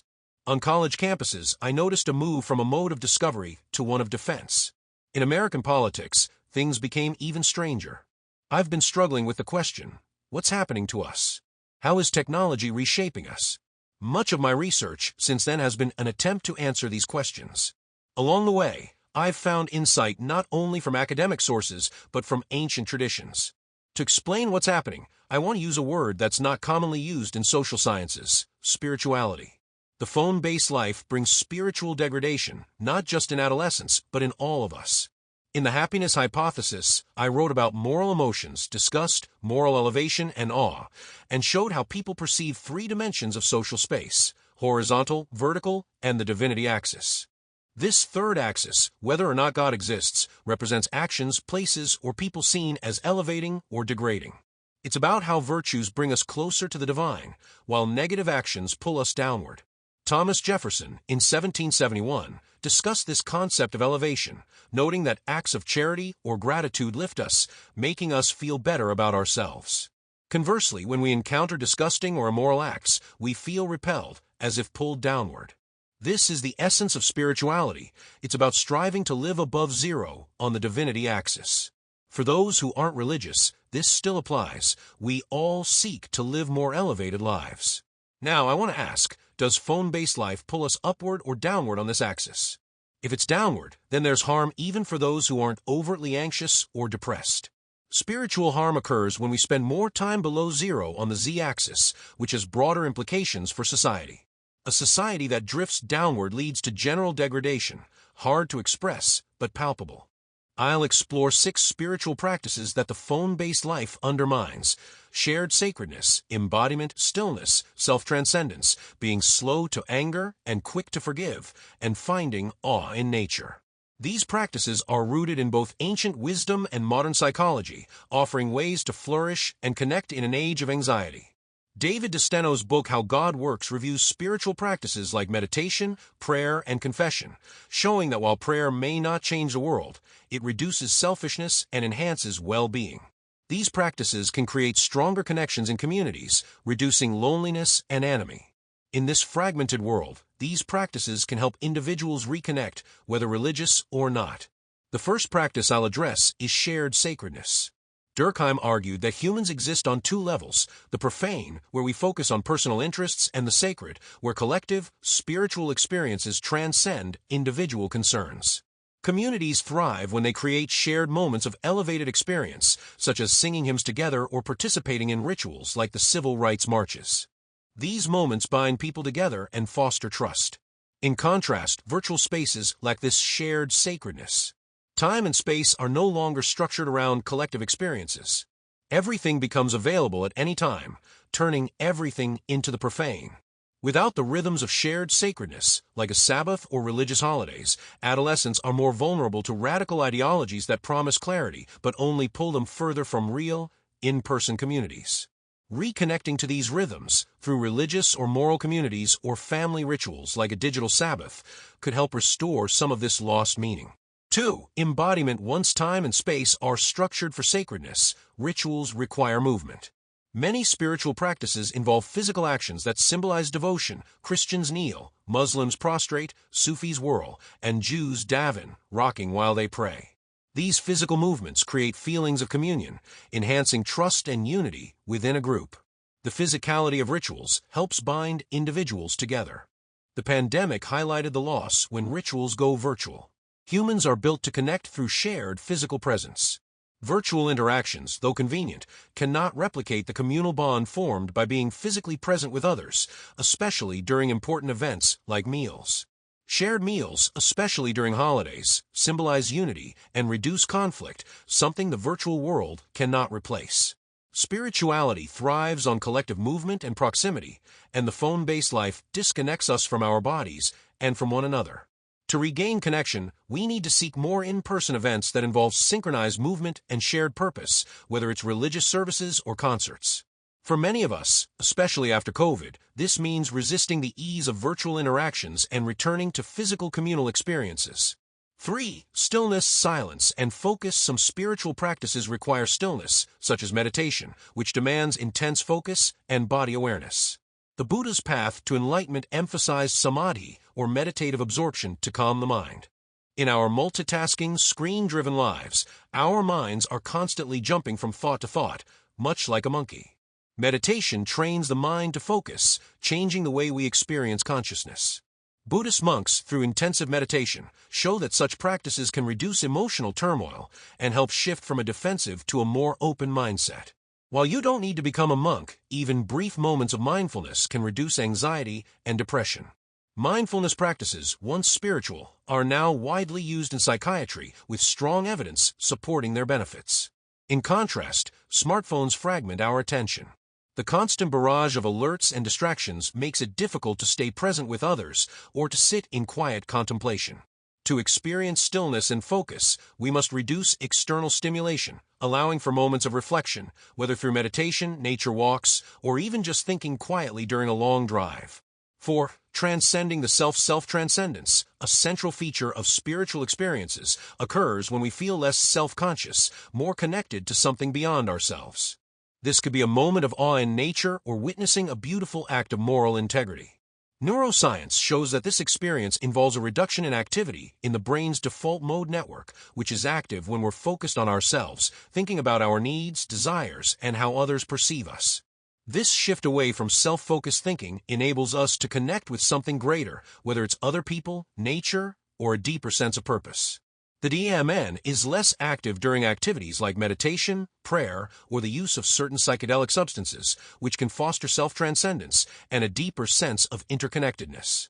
In contrast, social media tends to activate the DMN as it focuses on the self, how we appear to others, what we post, and how we influence our digital image. This constant self-monitoring can be unhealthy, especially for adolescents, and can undermine the sense of unity that many spiritual practices promote. To foster self-transcendence, we need to reduce activities that fuel egocentric thinking and engage in practices like meditation and mindfulness that help quiet the DMN and connect us with a larger purpose.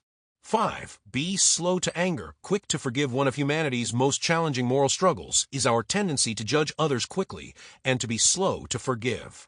The Taoist text Tao Te Ching cautions against being overly concerned with ideas of right and wrong, gain and loss, or superiority. These bedevilments cloud our judgment and prevent spiritual freedom. Social media, unfortunately, encourages rapid judgment and public shaming, fostering an environment where forgiveness is often seen as weakness. This is in stark contrast to the teachings of many religious traditions, which emphasize the importance of forgiveness and the dangers of hasty judgment. Jesus in the Sermon on the Mount warned against hypocritical judgment, urging us to fix ourselves before criticizing others. Zen master Sun Tzu went further, advising that the mind's tendency to make immediate distinctions between right and wrong creates suffering. While it's impossible to avoid all moral judgments, his point is that snap judgments can distort our perception of the truth. Spiritual traditions like Buddhism and Christianity stress the importance of forgiving others, even in the face of wrongs, as a means to maintain peace and foster love. Social media encourages the opposite, judging quickly and harshly, with little regard for context or the humanity of those we criticize. It breeds division and fosters a culture of call-out behavior. In contrast, spiritual practices like forgiveness, grace, and love offer a cure for this disease of the mind. As Buddha taught, only love can dispel hate, and holding on to anger and resentment harms us more than it harms others. The capacity to forgive is vital for personal growth, maintaining relationships, and cultivating a more compassionate world. 6. Find awe in nature. Nature has long played a central role in human spirituality, evoking a deep sense of awe and connection to something greater. This is captured beautifully in Psalm 19, where the heavens themselves proclaim God's glory. Ralph Waldo Emerson, in 1836, reflected on the spiritual effect of nature during a walk of woods, describing it as a space where ego vanishes and one becomes immersed in the universal spirit, experiencing a profound connection to God. In a 2003 paper, Dr. Keltner and the author explored the emotion of awe, which is triggered by two key perceptions: the vastness of what we are witnessing and the realization that is beyond our current understanding. This combination of awe and wonder leads to a shift in perspective, often making us feel small in a pleasurable and humbling way. Awe has the power to change beliefs, attitudes, and behaviors, opening us up to deeper spiritual and emotional experiences. Keltner further categorized awe into 8 main types, one of which is the awe we experience in nature. Nature's beauty is a reliable and accessible trigger for awe. In an exercise with his students at New York University, the author asked them to take awe walks, during which they were to avoid using their phones and simply experience the world around them. The results were striking, with many students reflecting on the beauty they had overlooked in their daily lives. One student, Ime, described a walk through Washington Square Park in spring, where the blooming cherry trees inspired feelings of beauty, generosity, and connection to others. This experience had a therapeutic effect, helping her manage anxiety by shifting her focus to the present moment and filling her with peace. Scientific studies confirm that awe can have numerous benefits for well-being. It has been shown to improve neurophysiology, reduce self-focus, increase prosocial behavior, foster social connections, and provide a heightened sense of meaning in life. Awe in nature is particularly effective because it taps into our evolutionary predisposition to find beauty in natural environments. As evolutionary biologist Yo Wilson put it, humans are biophilic. We are naturally drawn to connect with other forms of life, which is why spending time in nature brings us comfort and reduces anxiety. However, one of the challenges of modern life is that children and adolescents now spend less time outdoors, often distracted by their smartphones. While technology can provide awe-inspiring content, it can also diminish the quality of our awe experiences. Viewing awe-inducing content on a small screen, without the effort of experiencing it firsthand, doesn't trigger the same deep emotional response. To foster awe in our lives, it's important to make time for unmediated, direct experiences of nature, whether by taking a walk in a park, hiking in the mountains, or simply sitting by a lake without distractions. The God-shaped hole is a concept introduced by Blaise Pascal, which suggests that humans have an innate spiritual longing. This hole, or emptiness, exists within all of us, and if not filled with something meaningful, it will be filled with superficial distractions. In the age of smartphones, we are bombarded with content that often diminishes our spiritual well-being. In a world where we are constantly exposed to a flood of information, it is crucial that we regain control over what we allow into our minds. By consciously seeking awe in nature and other uplifting experiences, we can fill the hole with something deeply fulfilling, instead of allowing it to be filled with the noise and distractions of modern media. As both Buddha and Marcus Aurelius emphasized, the quality of our thoughts and experiences directly shapes the quality of our minds and souls. By turning our attention to awe-inspiring moments in nature, we can elevate our minds and create a deeper connection to the world around us, fostering a sense of peace, meaning, and spiritual fulfillment. The core message here is the profound impact that morally beautiful actions and nature have on us.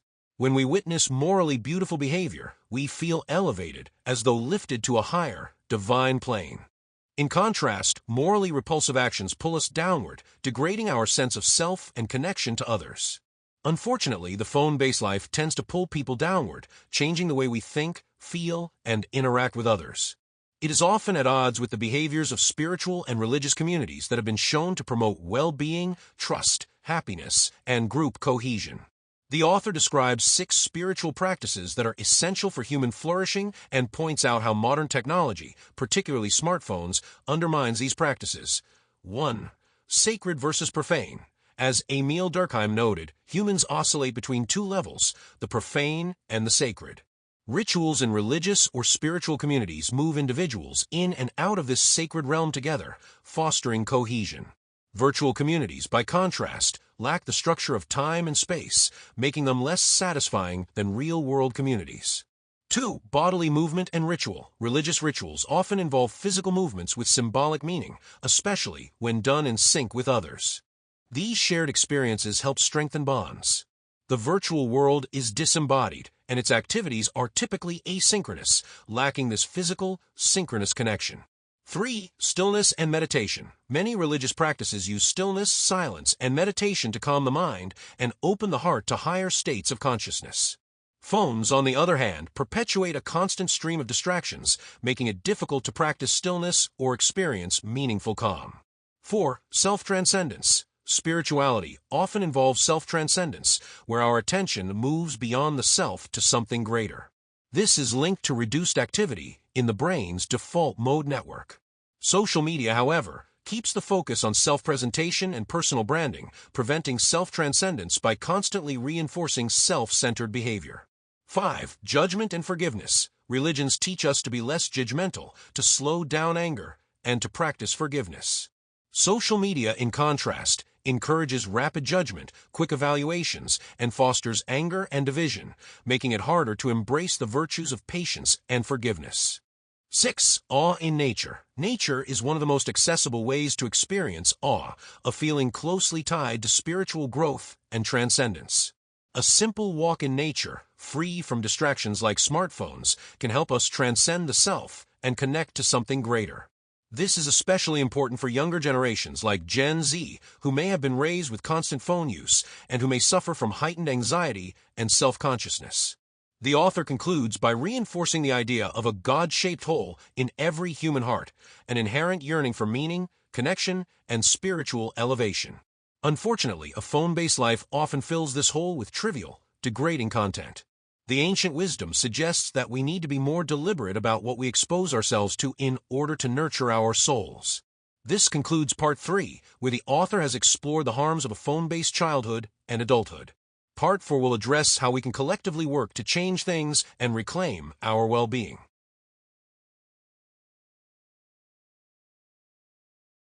Part 4. Collective Action for Healthier Childhood. Chapter 9. Preparing for Collective Action. When I suggest that we delay the age at which children get smartphones and social media accounts, the most common response I hear is, "I agree with you, but it's too late." It's become so common for 11-year-olds to walk around glued to their phones, swiping through endless feeds, that many people can't imagine a world where it could be different. They say that ship has sailed or that train has left the station. But these metaphors make it sound like we need to act immediately. I've been on planes that left the gate only to be called back when safety issue arose. After the Titanic sank, its sister ships were modified to be safer. If new products are found to be dangerous, especially for children, they are recalled. In 2010, nobody knew the harmful effects of smartphones and social media. Now we do. The mental health crisis, which was barely noticeable back then, is now all around us. We aren't powerless, even though it feels like it at times because smartphones, social media, and societal pressures pull us into a trap. Alone, we feel that it's too difficult or costly to do the right thing. But if we act together, the costs drop significantly. Social scientists have long studied situations where individuals act in their own self-interest, but when everyone makes the same choice, it leads to a negative outcome for all. Take overfishing, for example. If everyone takes as many fish as they want, the pond stops producing fish. But if everyone coordinates, setting limits, they all benefit in the long run. This is called a collective action problem. Preteens are trapped in a collective action problem when they see their classmates with smartphones and social media accounts. The pressure to fit in forces them to get phones, even though everyone would be better off if no one had them. Alexis Spence, for example, felt desperate to get an Instagram account in 6th grade, even though her parents said no. She wanted to fit in and feared being left out if she didn't keep up. Once a few kids get phones and social media accounts, others pressure their parents. It's hard for parents to hear, "Everyone else has one. I'll be excluded if I don't have one too," even if everyone means just a few kids. Many parents, afraid their children will be outcasts, give in and buy them smartphones, often at younger ages. As more parents relent, the pressure increases until everyone has a smartphone and childhood play ends. Tech companies face their own collective action problems. They need to act fast and get as many children as possible, even though laws require users to be at least 13 years old. Companies that follow the law lose customers to competitors who don't hesitate to sign up underage users. Parents also face collective action problems around childhood independence. It was easy to send kids outside to play when everyone else did it, but it's harder now if no one else is doing it. Parents who let their kids play outside unsupervised risk a call to the authorities, who might investigate them for neglect. Every parent decides it's safer to supervise their children, even though it harms the development of all kids. So how do we escape these traps? Collective action problems require collective solutions. Here are 4 ways we can work together to bring about change. 1. Voluntary coordination. Just as parents can create pressure when they give in to letting their kids have smartphones, they can work together to support each other. The group Wait Until 8th is a great example. Parents pledge not to give their child a smartphone until 8th grade, but the pledge only holds if 10 families in the same school commit. This ensures their children aren't the only ones excluded. 2. Social norms and moralization. Communities can shift their views by morally condemning certain actions, just like society now condemns drunk driving. We could shift the moral view on childhood autonomy and make it normal to let children walk alone or play outside unsupervised. 3. Technological solutions. New inventions can change the game for everyone. For instance, lockable pouches for phones or better age verification systems could reduce the pressure on parents to buy their children smartphones. 4. Laws and rules. Governments can implement laws requiring social media companies to verify ages, or institutions can set rules, like schools requiring students to lock their phones during school hours. In the coming chapters, I'll lay out a plan for how governments, tech companies, schools, parents, and kids can work together to break free from these collective action problems. I've collaborated with Lenore Skenazy, the author of Free Range Kids, who helped change how I raised my own children. Lenore and I co-founded Let Grow, an organization focused on making childhood independence easy, normal, and legal. Our goal is for kids to grow into confident and capable adults, and in the next chapters, Lenore's insights will be key to addressing the overprotection many kids face today. Before I dive into my suggestions, I need to include a few important notes. First, while I believe the ideas in the upcoming chapters will help most families and schools, every child, family, and school is different. The psychological principles I discuss are generally applicable, but how you implement them may need to be tailored to your specific situation. Feel free to innovate, adapt, and measure the results. Second, I acknowledge that I may be wrong on some points. The advice I offer is based on research and studies, but social sciences are complex. Sometimes studies don't replicate, experts disagree on interpretations, or new findings change our understanding. To address any potential mistakes, I'll update my website, anxiousgeneration.com, where I will correct errors and add further suggestions. I'll also continue sharing new insights through my Substack, After Babel, where I'll explore the latest research and ideas related to this book. Lastly, I want to recognize the immense challenges of being a parent, teacher, school administrator, coach, or anyone involved with children and adolescents today. It's even harder to be an adolescent. We're all trying our best while navigating a rapidly changing world shaped by technology that affects our attention and relationships. It's tough to grasp what's happening or figure out how to respond. But we must try. We must experiment with new policies and measure their effects. Some of my suggestions will be difficult because they require legislative changes, and in the U.S., political polarization makes it hard to get anything done. Yet, protecting children from online harms is one of the few areas where bipartisan support seems possible. If we understand the collective action problems at play, we can push for legislation that helps break these traps and shifts incentives. If we act together, we can slow down the phone-based childhood and bring back, to some degree, a healthier, play-based childhood. Chapter 10. What Governments and Tech Companies Can Do Now. In a 2017 interview, Sean Parker, the first president of Facebook, bluntly explained how the creators of social media platforms, including Facebook, Instagram, and others, designed their products to capture as much of users' time and attention as possible. He discussed the social validation feedback loop, a psychological mechanism built into these apps that exploits vulnerabilities in human psychology. Users are rewarded with dopamine hits from likes, comments, and shares, prompting them to contribute more content and keep engaging, which generates even more attention. Parker acknowledged the long-term damage this could cause, especially to children's brains. The question arises, why do these companies treat their users this way? The answer is simple. The users aren't the true customers.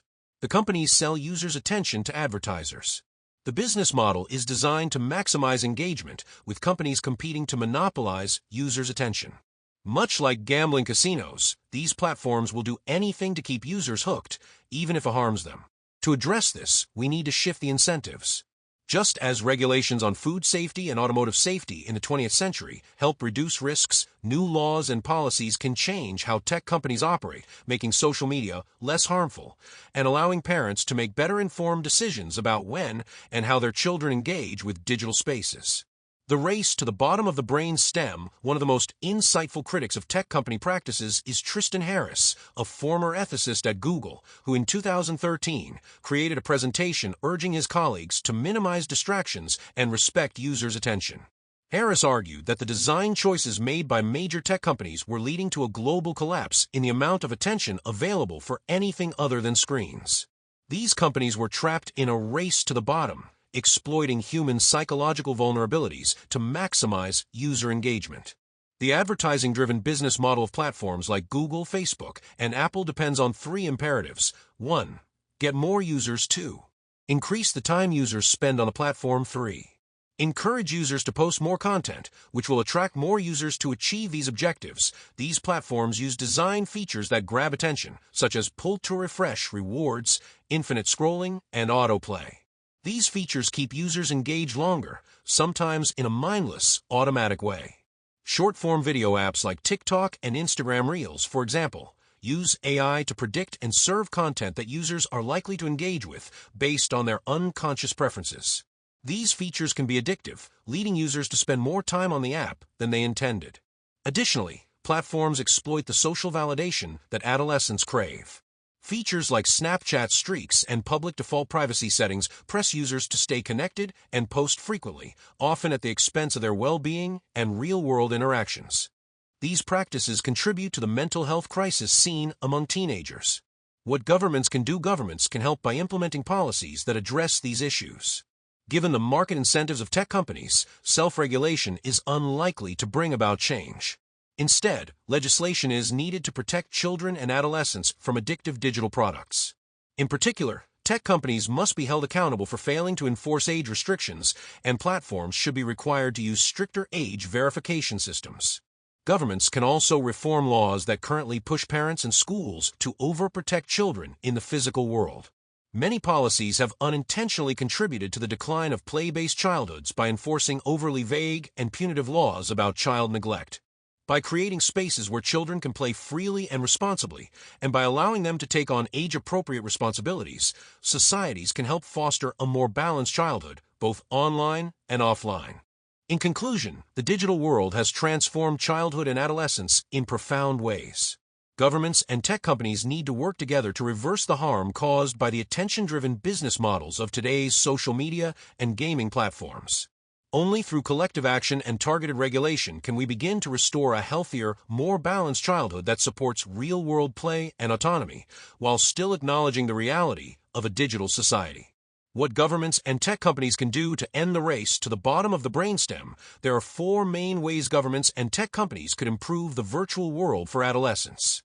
1. Assert a duty of care. In 2013, Beeban Kidron, a British filmmaker, made a documentary called In Real Life about teens online. What she learned about tech companies exploiting adolescents alarmed her. After receiving a life peerage in the UK Parliament, she made online child safety a priority. Through consultation, she developed the Age-Appropriate Design Code, enacted in the UK in 2020. The code asserts that tech companies have a duty to design their services in the best interests of children, defined as anyone under 18. This includes setting privacy defaults to the highest settings for minors. Privacy settings for posts and geolocation data should be private by default, with children needing to make an active choice to change them. While initially limited to the UK, the law led to global changes and inspired California's own version in 2022, along with other states adopting similar laws. A key point is that these laws focus on design decisions rather than content, ensuring they're neutral and don't favor any political side. 2. Raise the age of internet adulthood to 16. In the late 1990s, there were no special protections for children online. In response, the U.S. enacted COPPA, which set the age for consent at 13. However, this was a political compromise, not based on developmental maturity. This age has remained the standard, though it's far too low for today's digital environment. Raising the age to 16 makes sense, as it allows adolescents to be more mature and capable when engaging with tech platforms. While social media and other online experiences can still harm them, 16 is a better age than 13 to start allowing them to make decisions about their data and online presence. It's crucial that tech companies enforce age limits the same way liquor stores enforce drinking age laws. Parents shouldn't bear the sole responsibility. 3. Facilitate age verification. Age verification often conjures up images of users having to present a government ID to access a site, as was mandated by a 2023 law in Louisiana, requiring visitors to certain sites to show a driver's license. However, this is not always practical, especially with privacy concerns. For instance, Pornhub blocked access to its site from Louisiana residents rather than requiring IDs. Requiring IDs for all users isn't ideal due to potential privacy risks and frequent data breaches. An alternative is using third-party services to verify age without revealing personal details. For example, companies could issue blockchain tokens to prove someone's age, or use biometrics for fast verification, like the technology Clear uses for airport identity checks. Such systems could keep privacy intact and be more secure, with methods improving over time. A trade association now exists for these companies, ensuring better standards and options for age verification. Another method is a device-based solution. Parents could mark their child's device as belonging to a minor. This simple feature could be integrated into operating systems like iOS, allowing parents to easily enforce age restrictions across platforms without requiring constant monitoring. The system would work by confirming that a user's device has been marked for age verification, ensuring appropriate access to social media or other age-restricted content. This way, parents, tech companies, and platforms can share responsibility, and it wouldn't inconvenience adults or compromise privacy. 4. Encourage phone-free schools. To improve mental health and academic performance, schools could implement phone-free policies. Governments could support this transition by funding phone lockers or pouches for schools that want to keep phones out of students' hands during the day. Educational departments could also fund research to assess the benefits of phone-free schools, looking into how it impacts both student well-being and learning outcomes. What governments can do to incentivize more real-world experience. In the summer of 2014, Deborah Harrell, a single mom from South Carolina, worked her shifts at McDonald's, bringing her 9-year-old daughter, Regina, along. Regina spent her time playing on a laptop. But when the laptop was stolen, Regina asked to play at the local sprinkler park instead, surrounded by friends and their parents. It felt safe. Deborah agreed. However, on the third day at the park, a woman asked Regina where her mom was. When Regina replied that her mom was working, the woman called 911. Deborah was charged with child abandonment, a crime that could lead to a 10-year sentence, and Regina was taken away for 17 days. Cases like these frighten parents, pushing them to over-supervise their children. Governments are increasingly criminalizing the independent childhoods that were common before the 1990s. Deborah's experience led to a push for reasonable childhood independence laws. In many states, neglect laws are vague, saying that parents must provide proper supervision. However, what counts as proper can vary greatly. For example, in some states, like Connecticut, a child cannot be left alone in public before the age of 12, even though other cultures have long allowed children to take on responsibilities from a much younger age. This has led to arrests, such as a Connecticut mom who was charged for leaving her 11-year-old in the car while she ran into a store. Yet the Red Cross starts babysitter training at 11, which is when many children begin to babysit. In 2023, Let Grow successfully lobbied for a change in Connecticut's law, but many states still have vague neglect laws. A study in Social Policy Report suggests that a lack of adult supervision should not define neglect. Instead, neglect should only apply when a parent willfully disregards a clear danger to their child. The overprotection mandated by current laws might itself be a form of neglect. Reasonable childhood independence laws clarify that neglect is when a parent knowingly puts a child in danger, not when they allow their child independence. These laws protect parents like Deborah who let their children explore or gain independence, either for personal growth or out of necessity. Utah was the first to pass such a law in 2018, followed by Texas, Oklahoma, Illinois, and others. These laws often receive bipartisan support, showing that the government should protect children from real abuse, not from the everyday activities of childhood. States need to revise neglect laws to stop penalizing parents who give their children age-appropriate independence. People should encourage their legislators to introduce reasonable childhood independence laws. 2. Encourage more play in schools. In the next chapter, I'll discuss how schools in the U.S. are cutting playtime to focus more on academics and test prep, which backfires as kids become anxious and distracted, ultimately learning less. Governors and state education departments should recognize the importance of free play, especially recess, and mandate more of it, including opportunities before and after school, particularly in elementary and middle schools. 3. Design and zone public space with children in mind to help children interact with each other and the world. The environment must be accessible to them. Cities designed for cars aren't often child-friendly. Local governments can improve sidewalks, crosswalks, traffic lights, and zoning laws to encourage mixed-use development. When commercial, recreational, and residential areas are close together, children can easily walk or bike to places, reducing their dependence on car rides. One study showed that children who can walk or bike to playgrounds are 6 times more likely to visit them. Cities should also encourage school streets, where streets in front of schools are closed to cars during pickup and drop-off times, allowing children to play and socialize. Cities should make it easier for residents to block off streets for social events, including play streets, where kids can play freely. Urban planning should consider that children, like adults, want to be where things are happening. Mixed-use spaces foster engagement for everyone, young and old. For more vocational education, apprenticeships, and youth development programs, the U.S. educational system has shifted to focus mainly on academics that lead to college, leaving fewer opportunities for career and technical education, which provides hands-on training in fields like auto mechanics and agriculture.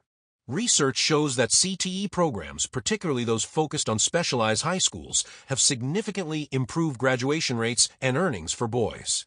This suggests that many boys are being underserved by traditional academic paths, leading to wasted potential.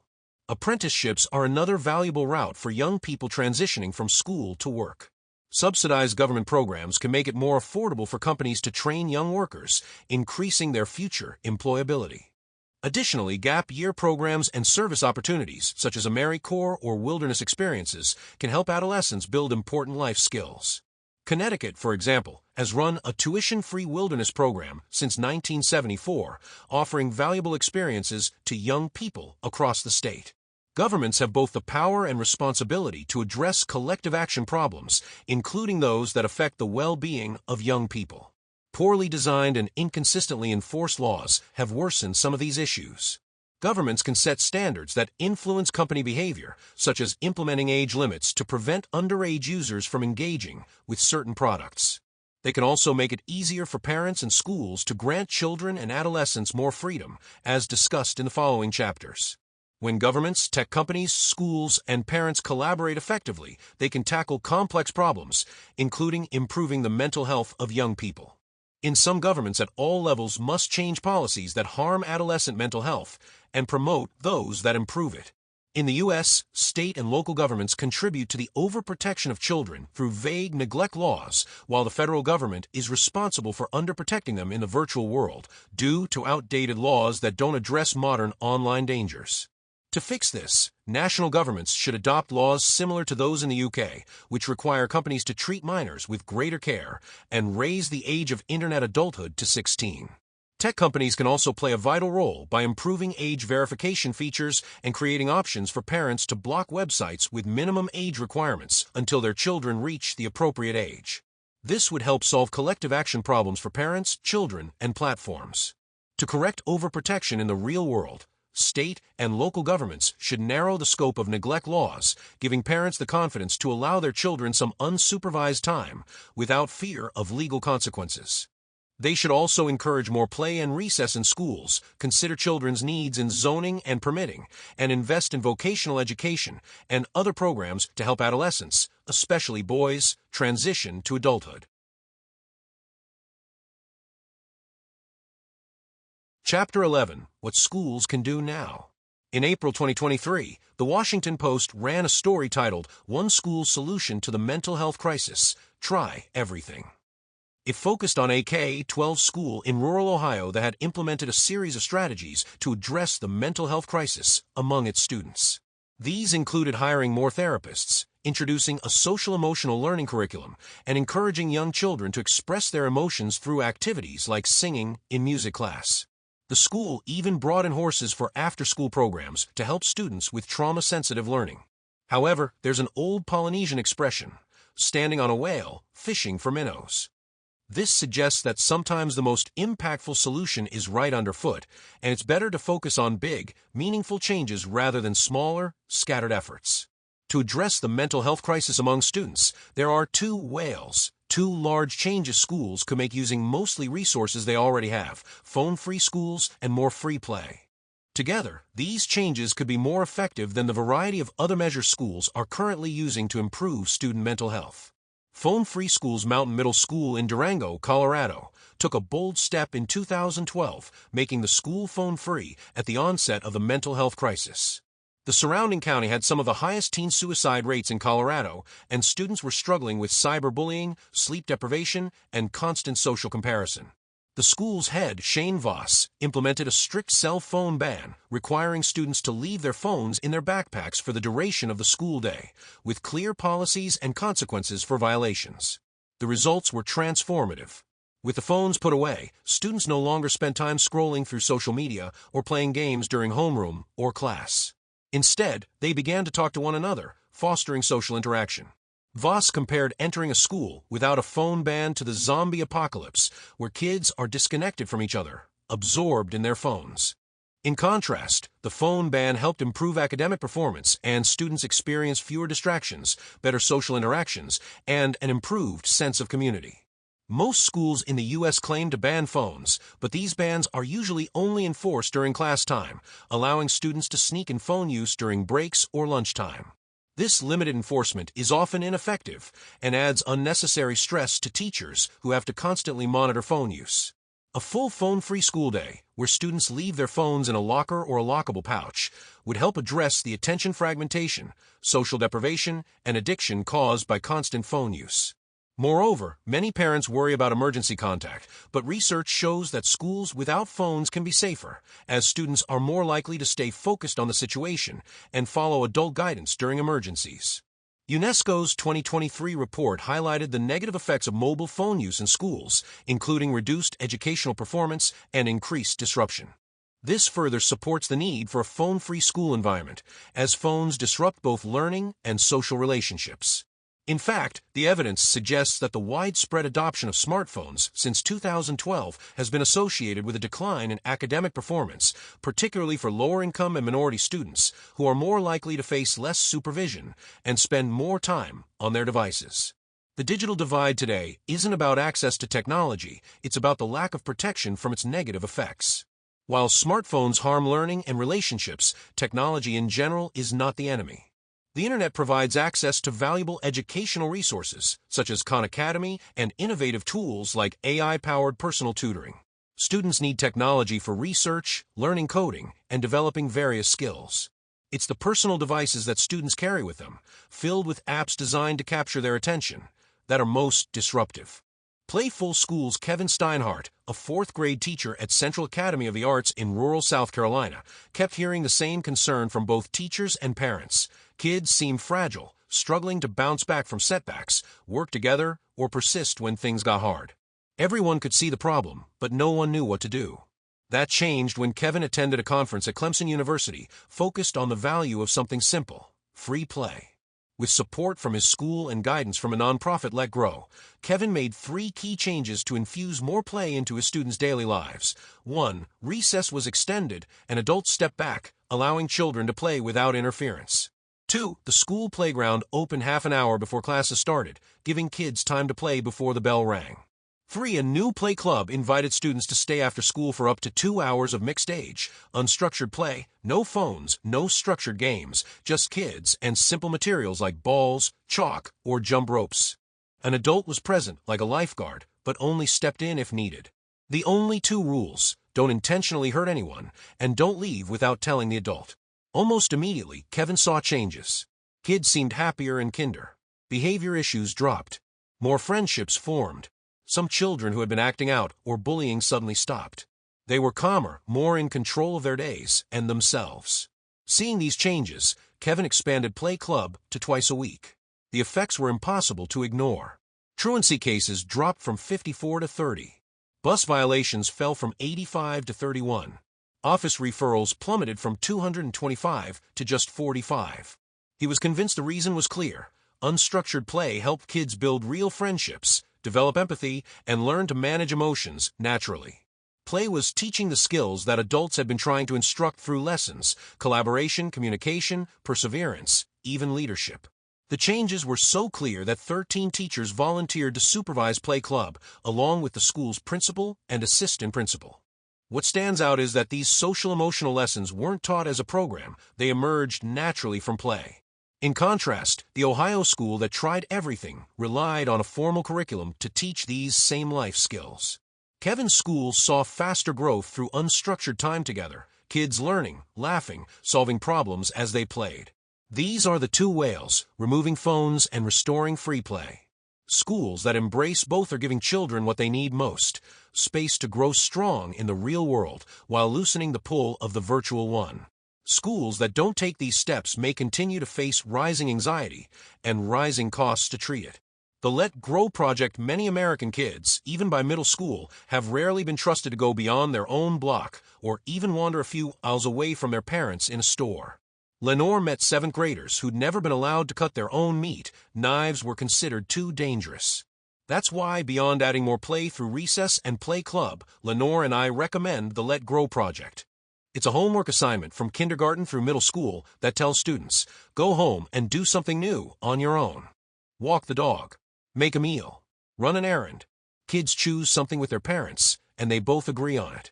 And when the child succeeds, which they almost always do, something shifts. Parents start seeing their child differently, and the child starts seeing themselves differently too.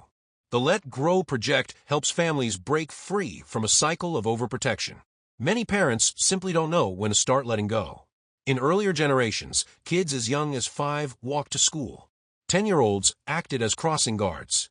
But those milestones slowly vanished under waves of fear, fueled by media, policy, and cultural messages that say good parents must always supervise. Parents today aren't overprotective because they want to be; they're reacting to a system that demands it. Some schools won't even let kids off the bus unless an adult is waiting.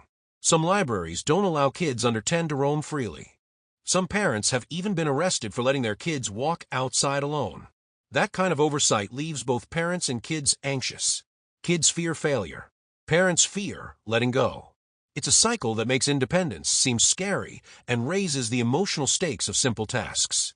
That's exactly what teacher Jody Morisi saw in her 7th grade health class in New York. The kids were kind and open, but so scared of trying anything alone. Cooking? What if they burned something? Walking the dog? What if it ran away? Talking to a waitress? What if they messed up? They kept repeating that phrase: mess up. Everyday life felt risky, like social media, except the stakes felt even more personal. So Jody assigned the Let Grow project. Not just once, but 20 times over the year. She made a list of ideas: do laundry, ride a bus, walk to town, try a new activity. Students could also come up with their own. By the end of the year, the results were striking. One girl went to the park with friends for the first time without a parent. A boy cooked a full dinner, pie included.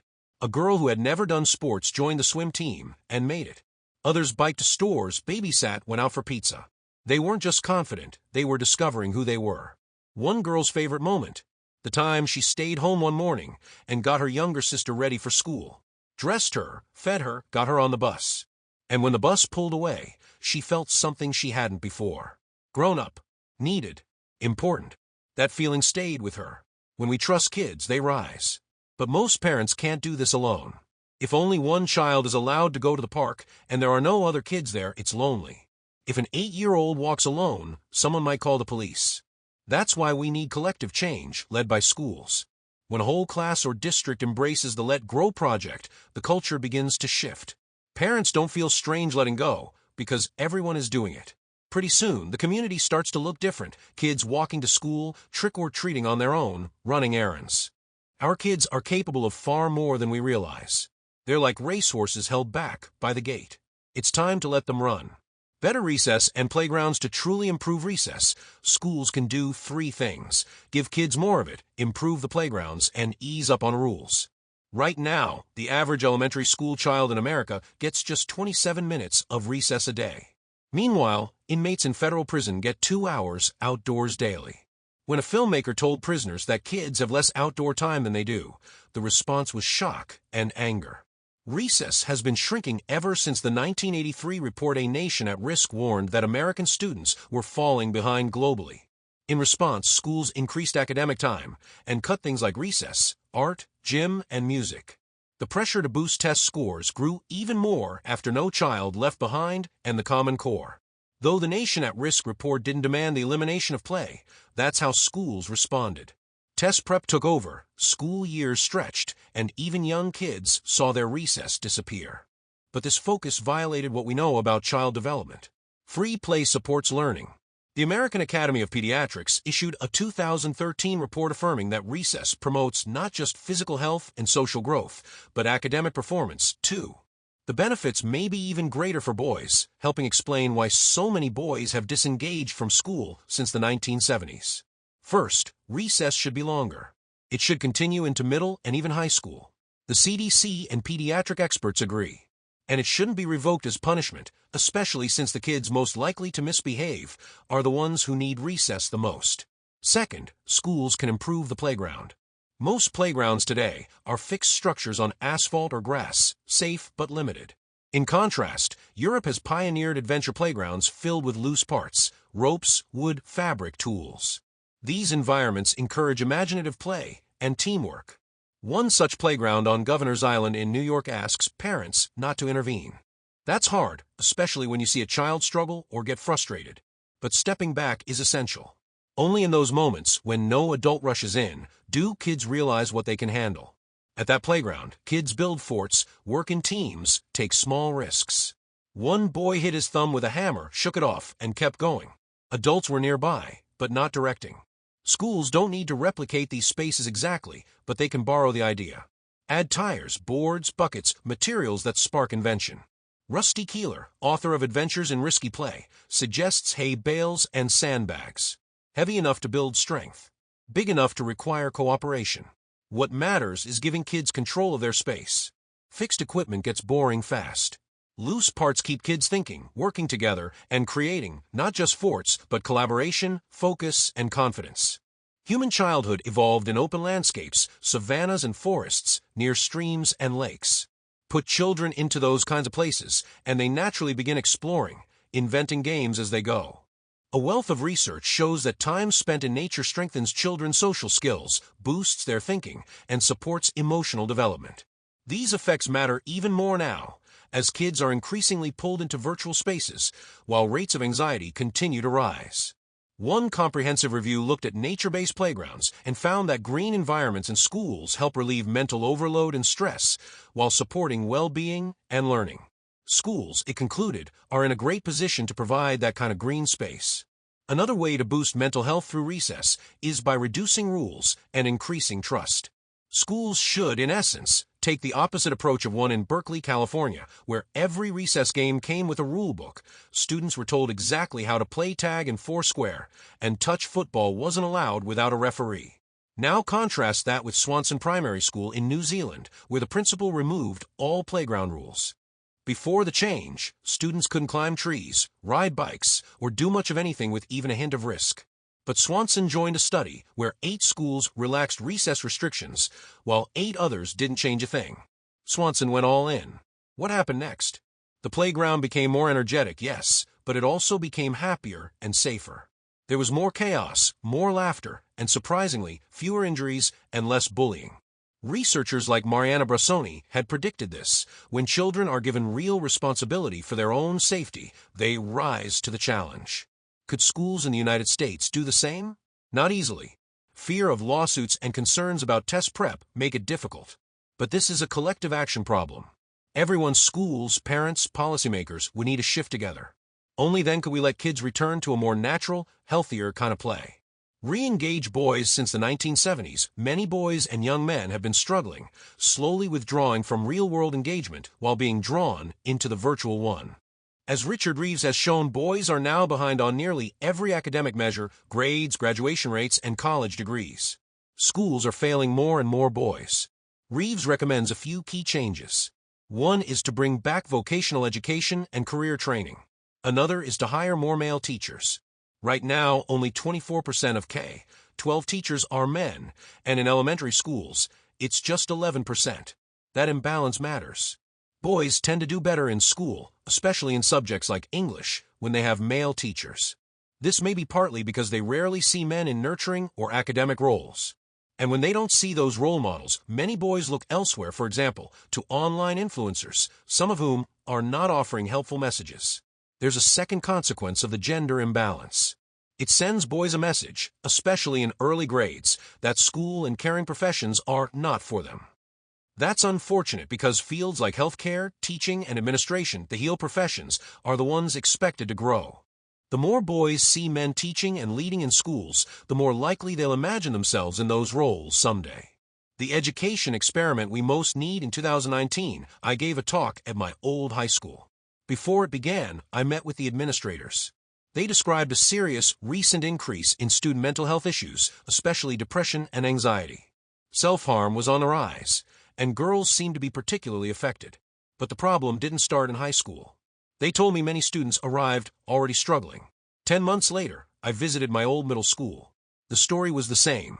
Many 6th graders were already showing signs of anxiety and depression. Some were even addicted to their phones. We need to start prevention early, in elementary and middle school, before kids begin to fade. Making schools phone-free and playful is simple, inexpensive, and far more sustainable than constantly hiring more therapists or adding new curricula. We should test these 2 ideas, phone-free and playful, through a large, school-level experiment. A superintendent, education commissioner, or governor could recruit dozens of willing schools. These schools would be randomly assigned to one of 4 groups: phone-free, playful, both interventions and control, where nothing changes. Within 2 years, we'd know if these strategies work, whether they're stronger together, and which approach helps most. There are many ways to shape the experiment. For instance, the Let Grow project, which fosters independence and risk-taking, could be included in the playful condition. Or it could be studied on its own. Since the early 2010s, adolescents struggling with anxiety and depression have been entering high school in growing numbers. And schools and later universities are trying to respond. But instead of waiting for the suffering to reach a crisis point, we can turn things around earlier. If elementary and middle schools remove smartphones and give kids more time for play and autonomy, the students arriving at high school will be stronger, more resilient, and better equipped to thrive.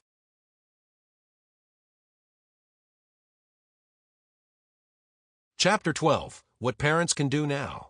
The Gardner and the Carpenter developmental psychologist Alison Gopnik observes that the word parenting barely existed before the 1950s and didn't catch on until the 1970s. For most of human history, children grew up in communities where many adults helped care for many children. Parents didn't need handbooks or experts, they had local wisdom. But starting in the 1970s, things changed. Families became smaller, moved more often, and parents delayed childbearing into their 30s. Many new parents, separated from that shared wisdom, turned to books and experts. They approached parenting the same way they approached school and work, with a mindset that said, if I can just get the right training, I'll do the job well and produce a successful child. Gopnik describes this approach as Carpenter parenting. A carpenter begins with a blueprint and carefully shapes the material to fit that ideal design. It's a process that depends on control and precision. But that's not how kids work. Instead, Gopnik encourages us to think like gardeners. A gardener's role is to create a safe, nurturing space and let things grow. There's no blueprint, just care, patience, and a willingness to accept the mess and unpredictability of real growth. You water, you weed, you protect, and then you step back. The outcome is never perfect, but it's often surprising and beautiful. Our job as parents, she writes, is not to make a certain kind of child, but to provide a stable space of love and safety where all kinds of children can thrive. We don't need to shape their minds, we need to give them the freedom to explore. We don't need to tell them how to play, we just need to give them the toys. We can't make children learn, but we can give them the chance to learn. In this book, I've argued that we've done the opposite of what Gopnik recommends. In the real world, we've overprotected our kids with a controlling mindset that stifles growth. Meanwhile, in the digital world, we've underprotected them, leaving the weeds to grow wild while social media and screens take over the garden. We've let children build their identities in digital spaces instead of in grounded communities, and we're shocked when they feel disconnected and lost. We need to return to gardening, offline and online. In the pages ahead, Lenore and I offer practical steps for each stage of childhood to help make that shift. For parents of young children in the early years, children are building the basic systems of their brains, vision, hearing, language, and developing core abilities like walking, talking, and motor coordination.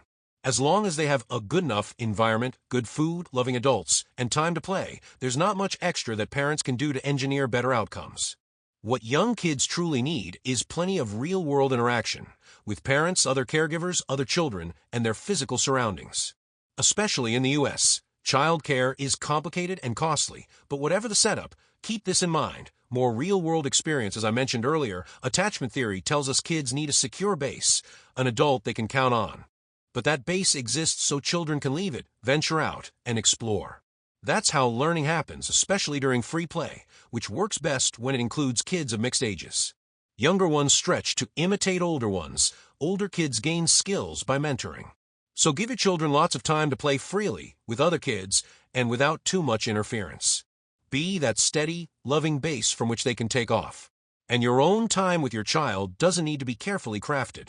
You don't need to make every moment a lesson or an event. You're building a relationship, not delivering a curriculum. What you do often matters more than what you say. Model the kind of attention you want to see. Don't split your time constantly between your child and your phone. Even toddlers have a strong drive to help. A 2- or 3-year-old can set forks on the table or toss clothes in the laundry. Giving children small responsibilities helps them feel needed and capable, something that may protect them later from feelings of uselessness, which more and more teens now report. Less screen experience for very young children. Screens aren't helpful. Compared to toys and real objects, digital devices offer hyperstimulation that can disrupt attention and delay development. That's why most experts recommend avoiding screens entirely before age 2 and using them very sparingly up through age 6. The brain expects a world with 3 dimensions and 5 senses. Screens flatten that world, and while they're captivating, they don't offer the same kind of learning. The one exception may be video chats. Interactive live video with family or friends, like Zoom or FaceTime, can support bonding and language growth.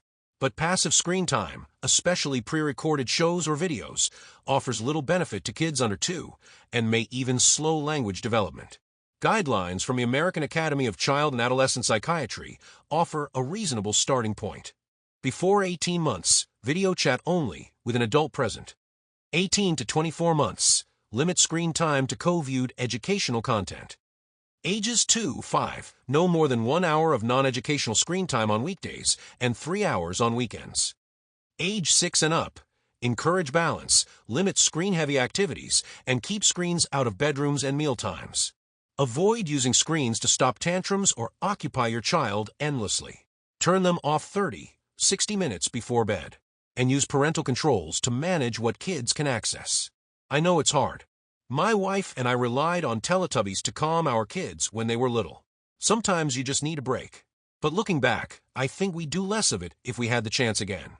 For parents of children ages 6-13, once kids have picked up the basics in early childhood, they're ready for more complex challenges, especially social ones. They start caring more about social norms and what their peers think. Compared to the preschool years, feelings like embarrassment and shame show up more often, and they sting more deeply. This is also when cultural learning kicks into high gear and children become especially tuned into two strong instincts: follow what most others are doing and copy the people everyone admires. That's why it's so important to give them good role models, and real-life ones, not virtual. More experience in the real world to support healthy social learning. It helps when kids spend time doing things with others, playing, exploring, participating in the community, rather than watching videos alone or scrolling through posts. To make that shift easier and reduce overprotection, Lenore Skenazy offers 7 practical steps.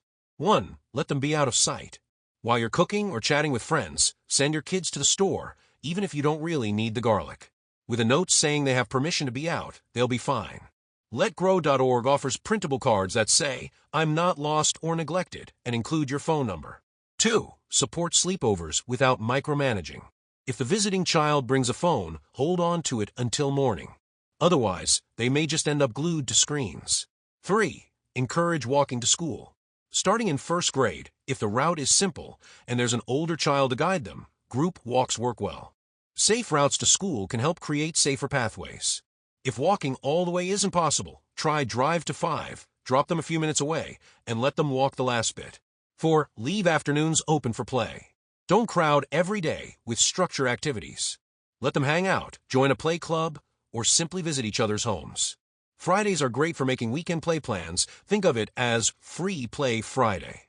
5. Go camping. Campsites offer more freedom, no tight schedules, shared outdoor space, and a culture of kids playing together. If camping's not your thing, go with another family who shares your views about independence. 6. Find a no device, no safetyism sleepaway camp. A month or 2 away, offline, with nature, responsibility, and real connection can be powerful. Avoid camps focused on academics or internet access. If possible, send your child every summer starting around 3rd or 4th grade. Some camps let kids grow into counselors. Bonus, if the camp doesn't post daily pictures, parents get a break from constant check-ins too. 7. Create a play-friendly neighborhood. Even a quiet street can come alive again. Host a block party with simple games. Or turn your yard into a playborhood like Mike Lanza did. Put out fun stuff like a giant box or hula hoops and invite families over. Set a regular time each week when kids know they're welcome. Parents can rotate being outside for safety. When I first read Free Range Kids, I knew Lenore's advice made sense, but it still felt scary. Letting Max walk to school alone in 4th grade took several days of me trailing behind him, 20 yards back. We gave him an iPhone, though now I think a phone watch or basic phone would have been better. When our daughter brought me lunch at age 6, she had to cross one street. I watched from around the corner, and she checked both ways 5 times before darting across, glowing with excitement. That joy told me everything. The best way to calm parental anxiety is to face it head on. Go through it a few times, see that nothing bad happens, and you'll realize your child is more capable than you thought. The fear fades. After a few days, we stopped watching Max's little blue dot on the map. He learned to handle the city, then the subway. One big moment came when he was 13. He wanted to go to a U.S. Open night match alone, a 40-minute subway ride with a transfer. We hesitated, but Max knew the system better than we did, so we said yes, picturing Lenore cheering us on. He loved the match. But when he reached the transfer station, the final train wasn't running. Nervous, he walked upstairs, hailed a yellow cab, something I'd taught him but he'd never done, and made it home at 1 a.m., safe and proud. That night changed him. We saw his confidence grow, and we gave him even more freedom. But none of that would have happened if we hadn't started years earlier, letting him walk to school, and slowly letting go of that blue dot. Children in elementary and middle school are learning at full speed, and while screens can support that, they often take over, filling every spare moment with entertainment. It's not enough to wait until high school for a smartphone. Parents need to actively limit screen use to avoid the steep cost in lost time and habits that form early. And what parents model matters deeply. On average, kids ages 8 to 12 spend between 4 and 6 hours a day on recreational screen use across several devices. This is why many health organizations advise setting clear limits. Quebec's guidance is a good example. No more than 2 hours a day of recreational screen time is ideal for 6 to 12-year-olds, but the real measure depends on content, timing, and the child's unique traits. Younger children especially should use devices only in shared spaces where adults can supervise. Based on research and recommendations throughout the book, here are 6 suggestions. 1. Learn to use parental controls and filters. Your goal is to help your children become self-regulating adults by 18, but that doesn't mean tossing them into the digital world too soon. Tech companies design platforms to keep kids engaged. Fight back with parental controls and, if needed, set daily screen limits. Just be mindful, if you set the time too high, kids will try to use it all up. Focus more on blocking age-inappropriate content and setting firm times for device use, rather than reading their texts. Over-monitoring, especially without your child's knowledge, can do more harm than good. 2. Prioritize real-life activity and sleep. The biggest damage from screens often comes from what they push aside, face-to-face time, and rest.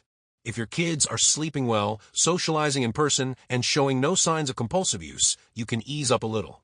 Playing video games with friends, in moderation and in person, is better than doing it alone. Some parents follow Leonard Sax's rule, no more than 40 minutes on school nights and 1 hour on weekends. Coordinating with other families helps. When everyone agrees on limits, the rules become easier to enforce. 3. Create structure throughout the week. A structured routine allows for shared rituals that foster connection, even in a small family. Make meals screen-free. Try a weekly family movie night. Avoid screens in bedrooms. If allowed, remove them at least 30 minutes before bedtime. Some families even take a weekly digital Sabbath, a full day without screens, or go screen-free for a whole vacation. 4. Watch for signs of addiction or unhealthy use. While video games and other activities are often fine in moderation, some kids, roughly 7%, develop problematic patterns. These might interfere with sleep, friendships, schoolwork, or physical activity. If your child lies about time spent online, craves screen use, or avoids in-person interaction, it might be time for a break, a digital detox. For some kids, problematic use leaves a deep mark, like Chris, who said he felt like a hollow operating system. If needed, consult experts in digital addiction. 5. Delay social media until age 16. Let puberty do some of its work first before giving your child full access to platforms like TikTok or Instagram. Having an account means sharing personal data, receiving algorithm-tailored content, and posting publicly. It's different from casually viewing a video. Try to hold off on this step until they're well into high school. 6. Talk openly about risks and listen. Even without accounts, children will still see inappropriate content online, including pornography. Start honest conversations. Discuss the risks of posting, sharing private information, and the real consequences of sexting or bullying. Ask them what problems they notice in their peers' online behavior and how they plan to avoid those traps themselves. Eventually, your child will take the wheel online. But if you can help them spend less time and make better choices online during childhood and early adolescence, you'll buy them time. Time to mature, build real-world friendships, and develop stronger focus and self-control. For parents of teens ages 13, 18 starting high school should feel like a real turning point for teens, more freedoms, more responsibilities, both offline and online. Adolescents at this stage are well into puberty, and it's often when anxiety and depression begin to increase. Earlier, we talked about the importance of teens feeling useful and connected to real-life communities. Now's the time for them to take on more adult challenges and responsibilities, and to seek out mentors beyond the family. 1. Expand their world. Let them gain independence in getting around, on bikes, buses, subways, whatever suits your area. As they mature, their physical world should grow, too.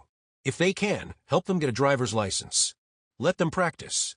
Encourage outings with friends beyond school and home, to places like the Y, the park, or a local cafe, spots where they can just be teens without constant adult eyes on them. Otherwise, their only freedom may end up being online. 2. Let them pitch in at home. Teens can take on real tasks, cooking, cleaning, errands. At 16, they can even run errands in a car. This isn't just about building a work ethic. It's about helping them feel they matter. One 13-year-old shared that doing things like biking to the store for her mom changed her view. She saw just how much her mom did and began to understand and appreciate her. That empathy shifted their relationship from tension to teamwork. 3. Support real jobs. A job, even a tough one, is valuable, especially under a boss who isn't a parent. Even small gigs like shoveling snow help teens learn to negotiate, deliver on a task, and earn money they control. That feeling is powerful. 4. Let them lead and nurture. Teens gain a lot when they take care of younger kids, babysitting, coaching, camp counseling. These roles spark empathy and leadership. Lenore recalls when her 11-year-old son forgot his sleeping bag at scout trip. He panicked, thinking he'd have to go home. A high schooler stepped in and handed him one. Later, Lenore found out the teen gave up his own and slept on the ground. That's leadership in action. 5. Try a student exchange. The tradition is old, kids living with other families, often far from home, to gain broader perspective. Programs like the American Exchange Project send students across the U.S. to foster understanding. AFS sends teens abroad to live with host families and attend local schools. You can also host an international student through groups like CISV, which builds global friendships starting at age 11. 6. Seek adventure in nature. Encourage bigger adventures, backpacking, canoe trips, hikes. Programs like Outward Bound and the National Outdoor Leadership School offer longer journeys that build independence, teamwork, and confidence. Some are free or low cost. As founder Kurt Hahn put it, there's a boldness in all of us waiting to be discovered, and once found, it's hard to forget. 7. Let them take gap year. Jumping straight into college isn't always the best path. Some teens don't yet know what they want or need.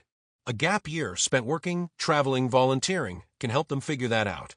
Far from being a delay, it can launch them forward with clearer direction and real-world skills. Resources and scholarships are available through all of these ideas share one goal, helping teens grow more capable and confident by stepping into the real world. It's okay if it feels uncomfortable for them and for you. Of course, unnecessary risk should be avoided, but avoiding all risk? That can be the biggest risk of all. Less experience on screens the teenage years should offer more freedom as teens mature and develop greater self-control. The frontal cortex isn't fully developed until the mid-20s, but by 16, teens should be given more autonomy than at 12. When transitioning to smartphones, talk with your teen and monitor how they're adjusting. Keep enforcing family rules about when devices can be used, and ensure they maintain a healthy evening routine. This includes keeping phones out of the bedroom by a set time each night. Many teens check texts and social media just before bed and first thing in the morning. Don't let your child fall into this habit. When your child opens social media accounts, stay alert for signs of addiction or overuse. Ask them how their online activities support their goals or distract them from achieving them.